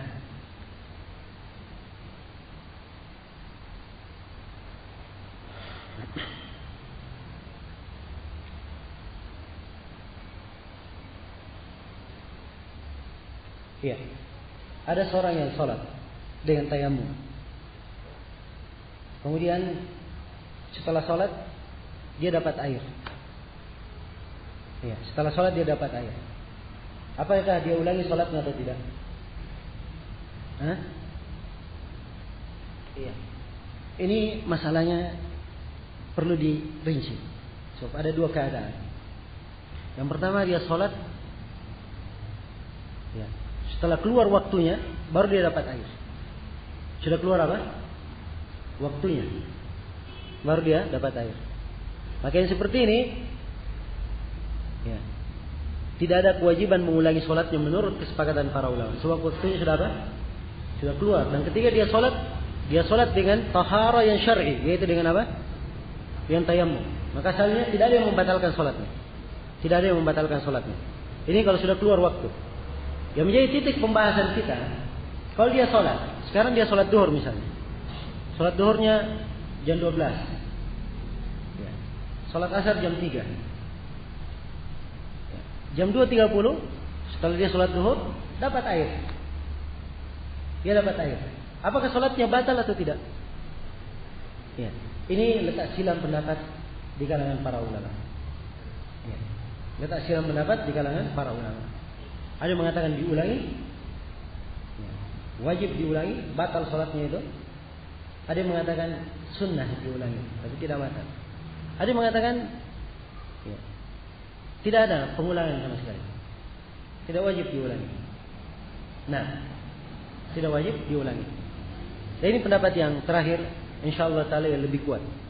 Ya, insyaallah yang lebih kuat bahwa tidak diulangi. Sebab asalnya karena dia sudah sholat dengan tayamum yang benar, dengan tahara yang benar, maka asalnya tidak ada yang membatalkannya. Jadi ini hubungannya antara hadits ini dan hadits setelahnya. Ya, sebab hadits setelahnya ini merupakan dalil yang dipakai oleh para ulama yang mengatakan tidak batal sholatnya, walaupun dia dapat air di akhir waktu. Iya. Antum lihat ya hadits setelahnya hadits siapa? Hadits Abu Sa'id Al-Khudri. Ya, kenapa Al-Hafidz Ibnu Hajar bawakan hadits ini setelah ini? Setelah hadits Abi Hurairah, ini keterkaitannya membahas masalah ini. Ya. Nah, jadi antum lihat ya dalam tertib susunan fikih itu, pembawaan hadits ini letakkan pertama, kemudian setelahnya ini, itu ada keterkaitannya, ada ilmu tersendirinya. Ya. Dan di sini ada letak pembahasan seorang itu mempelajari ilmu agar supaya dia tahu keterkaitan antara sebuah syariat dengan syariat yang lainnya. Baik, kita baca dulu hadits setelahnya agar supaya kita lebih mudah memahamkan masalah atau pembahasan tadi, pembahasan yang terakhir.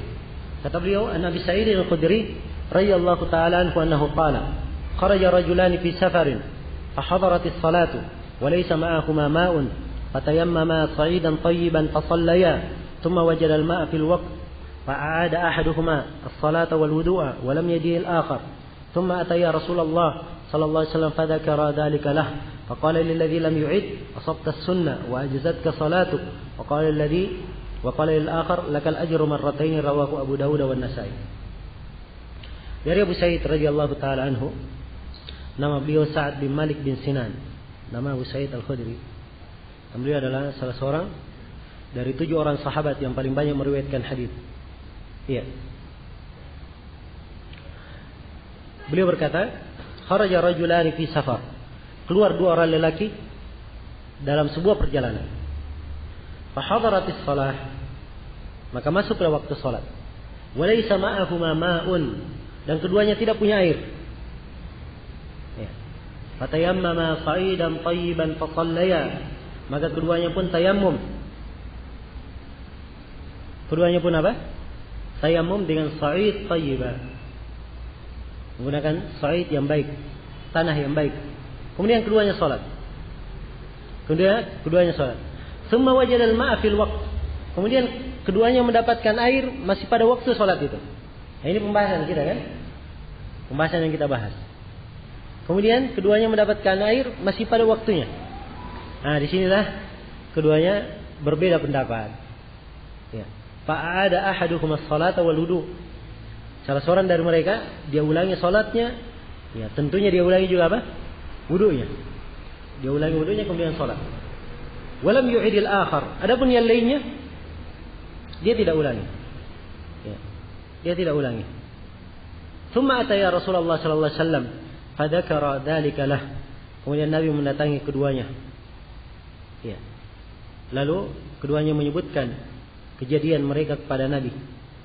Faqala lil ladzi lam yu'id, maka Nabi berkata kepada orang yang tidak mengulangi, asabtas sunnah, kamu sudah mencocoki sunnah. Dan salatmu telah syah bagi kamu. Ya.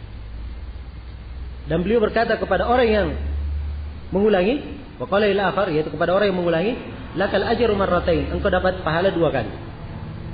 Engkau dapat pahala apa? 2 kali. Ya. Dia dapat pahala 2 kali. Kenapa? Sebab dia sholat pertama, kemudian sholat lagi yang kedua. Tatkala dia tidak tahu hukumnya, harusnya tidak perlu dia ulangi. Maka sholat yang kedua ini menjadi sholat apa baginya? Sholat nafilah. Maka dia dapat pahala berapa? 2 kali. Jelas? Rawahu Abu Daud wa An-Nasai. Hadis ini dikeluarkan oleh Abu Daud dan An-Nasai. Hadis ini silam pendapat para ulama di dalam hukumnya. Apakah dia mausul atau mursal? Iya. Dan saya sendiri dari pembahasan berkaitan dengan hadis ini, pendapat ulama yang mengatakan sanadnya bersambung dan bisa disahihkan itu lebih kuat, lebih bagus. Ya. Dan disahihkan oleh Syekh Al-Albani rahimahullah taala. Baik. Dari kandungan hadis ini jelas menunjukkan bahwa orang yang mendapatkan air, ya, setelah dia sholat dengan tayammum, dia dapatkan air masih di waktu, maka tidak perlu dia ulangi lagi. Tidak perlu dia ulangi. Sholatnya telah syah dan telah cukup. Kemudian di dalam hadis ini terdapat dari kandungan fikih, ya, bolehnya seorang itu berbeda dalam ijtihad. Kalau memang di dalam masalah itu ada kemungkinan berbeda pendapat. Ya. Dan lihat 2 orang sahabat ini, tidak ribut mereka, tidak bertengkar. Ya. Berbeda ijtihad, tapi tidak bertengkar. Tidak bertengkar.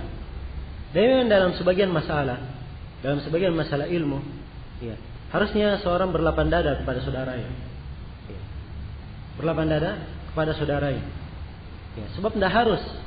Ya, seorang di dalam masalah ini mengatakan bahwa hanya ada 2, kebenaran atau kebatilan. Ya. Kalau bukan kebenaran, berarti kamu berada di atas kebatilan. Itu tidak harus seperti itu. Dalam sebagian masalah. Perhatikan di sini, Nabi tidak menyalahkan keduanya. Tidak ada yang disalahkan.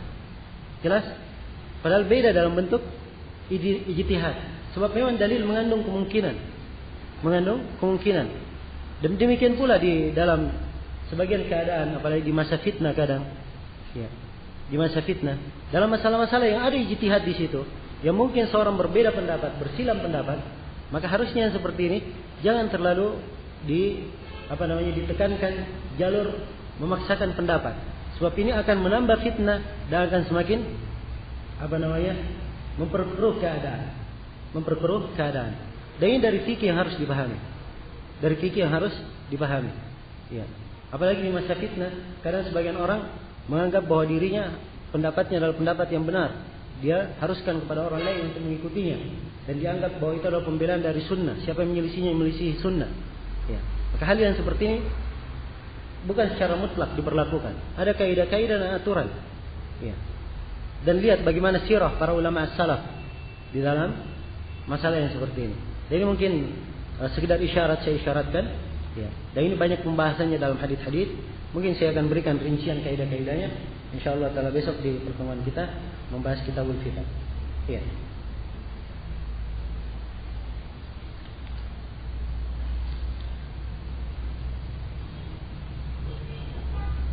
Baik. Kemudian dalam hadis berikutnya berkata penulis rahimahullahu taala, Ibnu Abbas radhiyallahu taala anhuma fi qoulihi ta'ala fi qoulihi azza wa jalla wa in kuntum marda aw ala safarin qala idza kanat birrajuli aljiraha fi sabilillah wal quruh fayujnibu fayakhafu an yamuta in iktasala tayammam فأخاف أن يموت إن اغتسل تيمم رواه الدارقطني موقوفا ورفعه البزار وصححه ابن خزيمة والحاكم. Ya.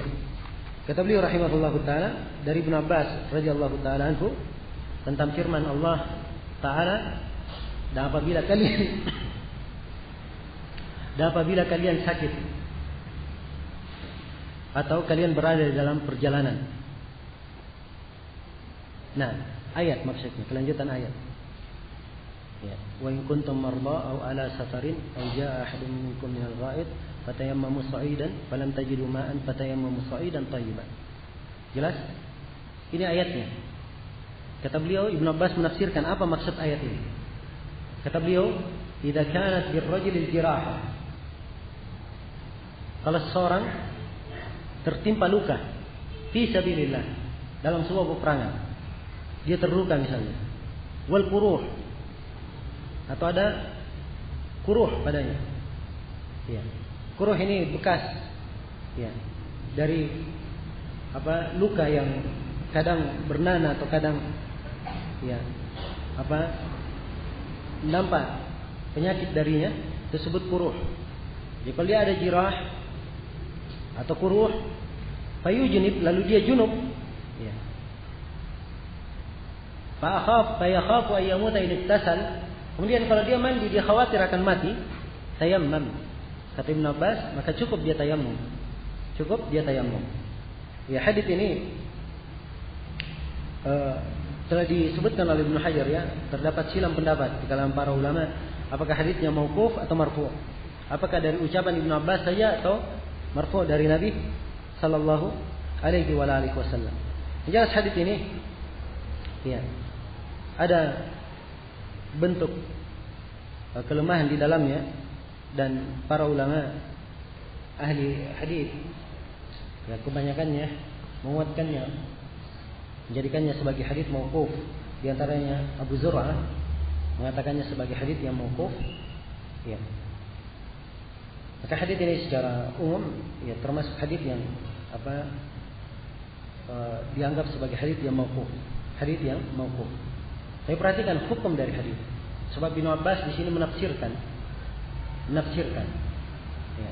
Dan sebagian para ulama berpendapat dalam penafsiran yang seperti ini, penjelasan hukum, walaupun dari ucapan sahabat itu dianggap mempunyai hukum marfu'. Sebab seorang sahabat tidak mungkin dia memberikan penjelasan hukum, ya, kalau itu dia tidak terima dari Nabi Sallallahu Alaihi Wasallam. Jadi walaupun dari ucapan sahabat, dia mempunyai kedudukan, ya, seakan-akan Nabi mengucapkannya. Jelas? Iya. Jelas kandungan dari riwayat ini telah tertera di dalam ayat Al-Quran. Iya. Telah tertera di dalam ayat Al-Quran bahwa boleh seorang itu bertayamum apabila dia tidak menemukan air.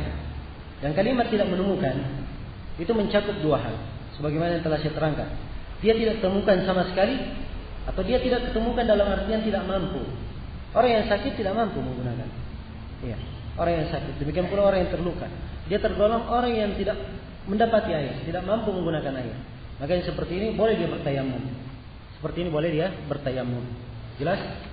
Nah, kemudian dari kandungan hadis ini juga, kalau misalnya ada seorang yang junub, ada yang junub, ya, dia bangun di subuh, dia dapati dirinya junub, ingin mandi, tidak mampu dia mandi karena air yang dingin, khawatir akan sakit dia kalau mandi, ya, dan dia tidak bisa memanaskan air, apa karena ya, tidak ada kemampuan untuk hal tersebut atau karena sebab yang lainnya, tidak mampu dia panaskan air. Maka yang seperti ini dia boleh sholat dengan tayamum. Walaupun dia mampu berwudu, dia tidak berwudu. Sebab yang disyariatkan, kalau junub tidak mampu menggunakan air, syariatnya adalah apa? Syariatnya adalah tayamum dan bukan apa? Bukan wudu. Wudu itu untuk hadas kecil. Kalau hadas besar dengan apa? Dengan mandi. Tatkala dia tidak mampu mandi, maka ganti dari mandi bukan wudu. Ganti dari mandi adalah apa? Adalah tayamum.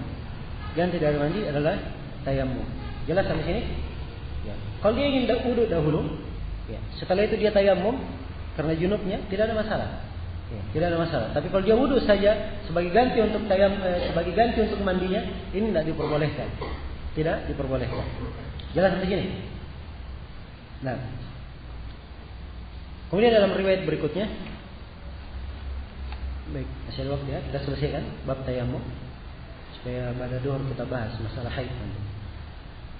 Kata beliau rahimahullah, an Ali radhiyallahu taala anhu annahu qala inkasarat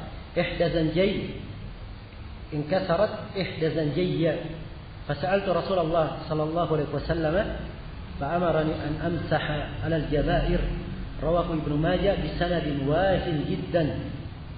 Ya. Kata beliau dari Ali bin Abi Thalib radhiyallahu taala anhu, Ali berkata, sungguhnya salah satu dari dua tulangku patah. Kasarat ihda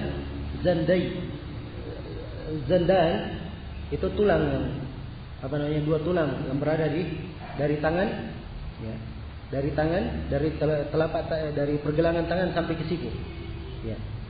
Tulang dari pergelangan tangan sampai ke siku ini ada dua, kan begitu?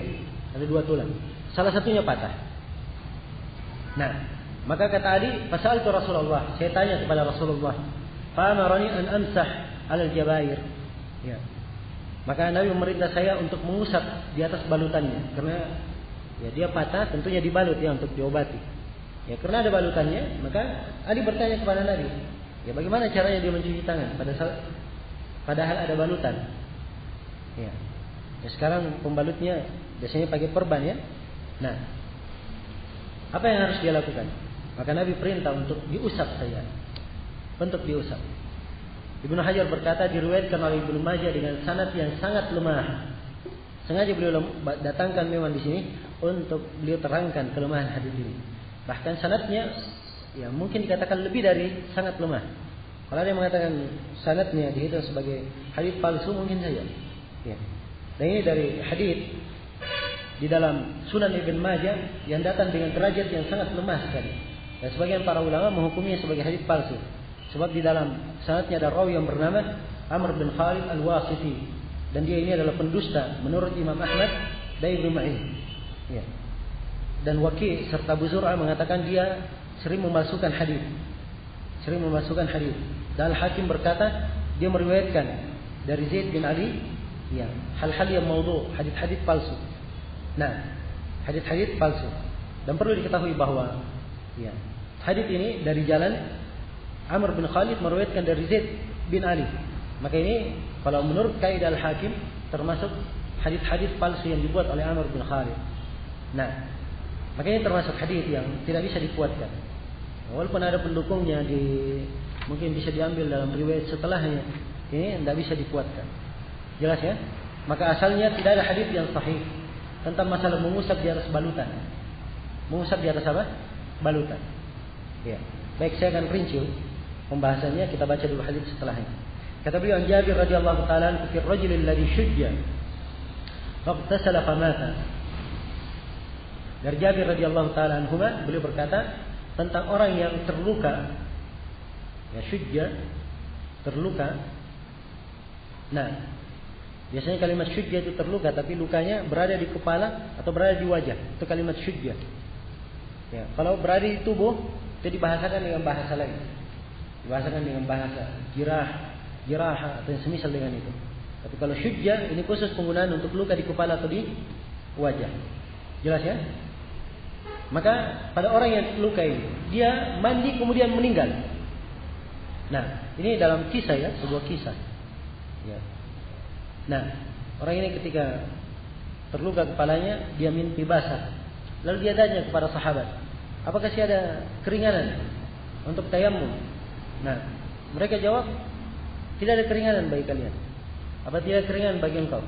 Engkau wajib untuk mandi, sebab engkau mampu menggunakan air. Maka dia mandi, lalu dia meninggal.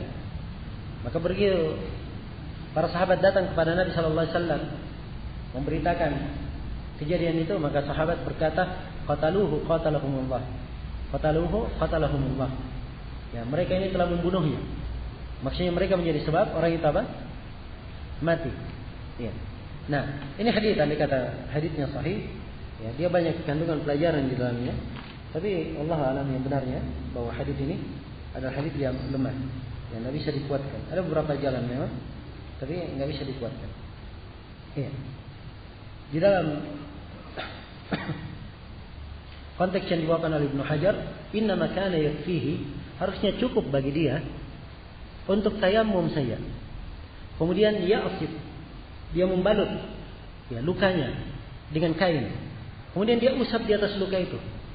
Ya. Dan dia, kata Nabi, mencuci. Ya. Mencuci seluruh tubuhnya. Inna makana yakfihi ayatayammam wa ya'sib ala jurhihi khirqatan, thumma yamsah 'alaiha wa yaghsila sa'ira jasadihi. Kemudian dia usap di atas lukanya, ya. Lukanya dia usap, seluruh tubuhnya setelah itu dia siram. Jadi untuk kepala tidak perlu dia cuci. Ya, kata beliau rawahu Abu Daud bi sanadin fihi dha'f. Diriwayatkan oleh Abu Daud dengan sanad yang padanya ada kelemahan. Ya, wa fihi ikhtilafun ala rawihi. Ya. Dan terdapat perselisihan terhadap rawinya. Saya sudah sebutkan ya bahwa kesimpulan di dalam hadis ini bahwa hadis ini adalah hadis yang lemah. Ya, hadis yang lemah yang tidak bisa dikuatkan. Nah, hadis ini adalah hadis yang lemah yang tidak bisa dikuatkan.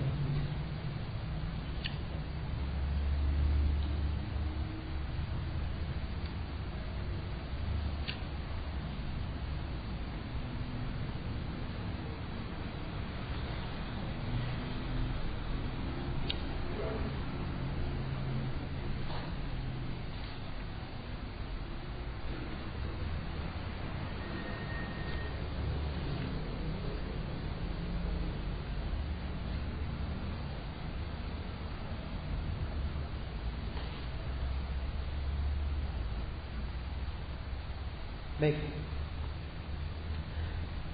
Dua hadis ini terdapat di dalamnya beberapa pembahasan. Pembahasan yang pertama tentang orang yang junub, kemudian tidak mampu menggunakan air. Maka tersimpul dari apa yang saya sebutkan tadi, bahwa karena kedua hadis ini ada kelemahan, maka yang wajib dia lakukan adalah apa? Kalau tidak mampu menggunakan air, dia bertayamum. Dia bertayamum. Ini kalau dia junub, tidak mampu menggunakan air, dia bertayamum. Pembahasan yang kedua, ya. Ada orang yang terluka, kemudian ada balutan pada lukanya. Dan balutan pada luka tentunya tidak mungkin dia cuci. Ya. Sekarang di dua permasalahan sekarang.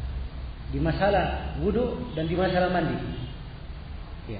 Kalau ada yang batal misalnya wudunya, tangannya terluka, dia ingin berwudu, apakah harus dia usap ini balutannya? Kita sudah lihat ya bahwa hadis-hadis yang menjelaskan tentang mengusap di atas balutan semuanya lemah. Ya, maka asalnya tidak ada syariat mengusapnya. Karena dia ditutup dengan balutan dan dia tidak mampu mengusapnya, maka asalnya gugur kewajiban itu. Gugur kewajiban mengusapnya. Dia bertakwa kepada Allah sesuai dengan kemampuannya. Dan di sini juga tidak boleh kita katakan bahwa dia tayamum, ya. Sebab dia mampu menggunakan air, mampu menggunakan air. Ya, karena itu kita katakan dia berwudu, apa yang dia tidak bisa usap dia biarkan saja. Apa yang dia bisa cuci dia biarkan.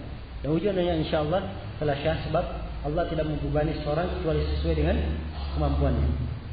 Nah, ini pembahasan yang kedua. Pembahasan yang ketiga tentang orang yang junub dan dia punya balutan luka. Kalau dia mandi, dia tidak mampu untuk mandi. Apakah dia tayammum langsung atau dia cuci dulu bagian yang boleh dia cuci, adapun yang luka dia biarkan saja. Nah, ini letak silang pendapat di kalangan para ulama. Bagi yang mengatakan balutannya dia biarkan, dia cuci apa yang dia bisa, dia cuci dari anggota tubuh yang lainnya, mereka berdalilkan dengan hadis ini. Tapi hadis ini ada kelemahan. Hadis ini ada kelemahan. Yang tepatnya di sini wallahu taala alam, bahwa dalam keadaan yang seperti ini, karena mandi itu ya tidak cukup dengan mencuci sebagian, harus mencuci seluruhnya, maka dia tayammum. Maka dia bertayammum. Ya, wallahu taala alam. Baik. Ini hadis yang terakhir. Ya. Hadis yang terakhir. Ya, kalau kita buka masalah mengusap ini, sudah banyak pembahasan mengusap ya di bab taharah. Ya. Ada mengusap di atas sepatu, ada mengusap di atas imamah, ada mengusap di atas kos kaki, ada mengusap di atas jilbab bagi perempuan, dan ada mengusap. Sekarang mengusap apa? Mengusap balutan luka. Ya. Ini jenis-jenis mengusap. Ya. Telah berlalu pembahasannya. Mengusap di atas sepatu disyariatkan. Mengusap di atas kos kaki disyariatkan. Dengan syarat-syarat yang telah kita sebutkan di pembahasannya. Demikian pula mengusap di atas imamah disyariatkan. Dan mengusap di atas jilbab bagi perempuan juga disyariatkan. Nah, disyariatkan.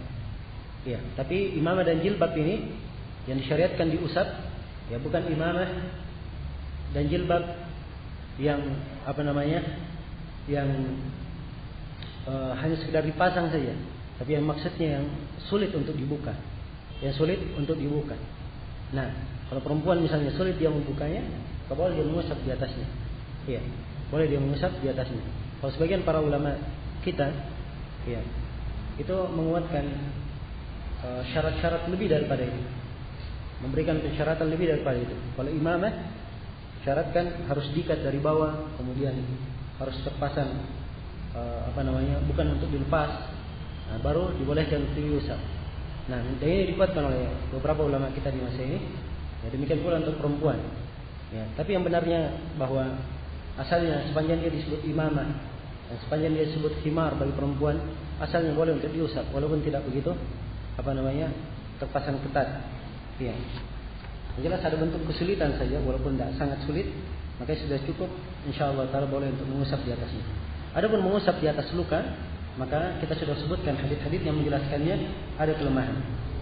Hadis yang terakhir dari bab tayammum, kata Al-Hafidz Ibnu Hajar rahimahullahu taala, an Ibnu Abbas radhiyallahu taala anhuma annahu qala min as-sunnati alla yusalli ar-rajulu bit-tayammum illa salatan wahida thumma yatayammamu lis-salati al-ukhra rawahu ad-Darqutni bi isnadin dha'ifin jiddan. Ya. Dari Ibnu Abbas radhiyallahu taala anhu, beliau berkata, dari sunnah seorang lelaki itu jangan sholat dengan tayamum kecuali satu sholat saja. Kemudian dia tayamum untuk sholat berikutnya. Dikeluarkan oleh Darqutni dengan sanad yang lemah. Ini sudah berlalu pembahasannya kan? Iya. Karena hadits ini lemah, sengaja dibawakan oleh Al-Hafidz lemahnya. Dan ini termasuk dalil yang dipakai oleh ulama yang mengatakan bahwa tayamum itu hanya pemboleh untuk sholat saja. Ya, dia bukan mengangkat hadas. Ini termasuk dalilnya. Tapi hadits ini lemah, tidak bisa dipakai berhujjah. Karena itu tidak ada hukum yang dibangun di atasnya. Tidak ada hukum yang dibangun di atasnya. Baik. Kemudian dari masih ada sedikit waktu.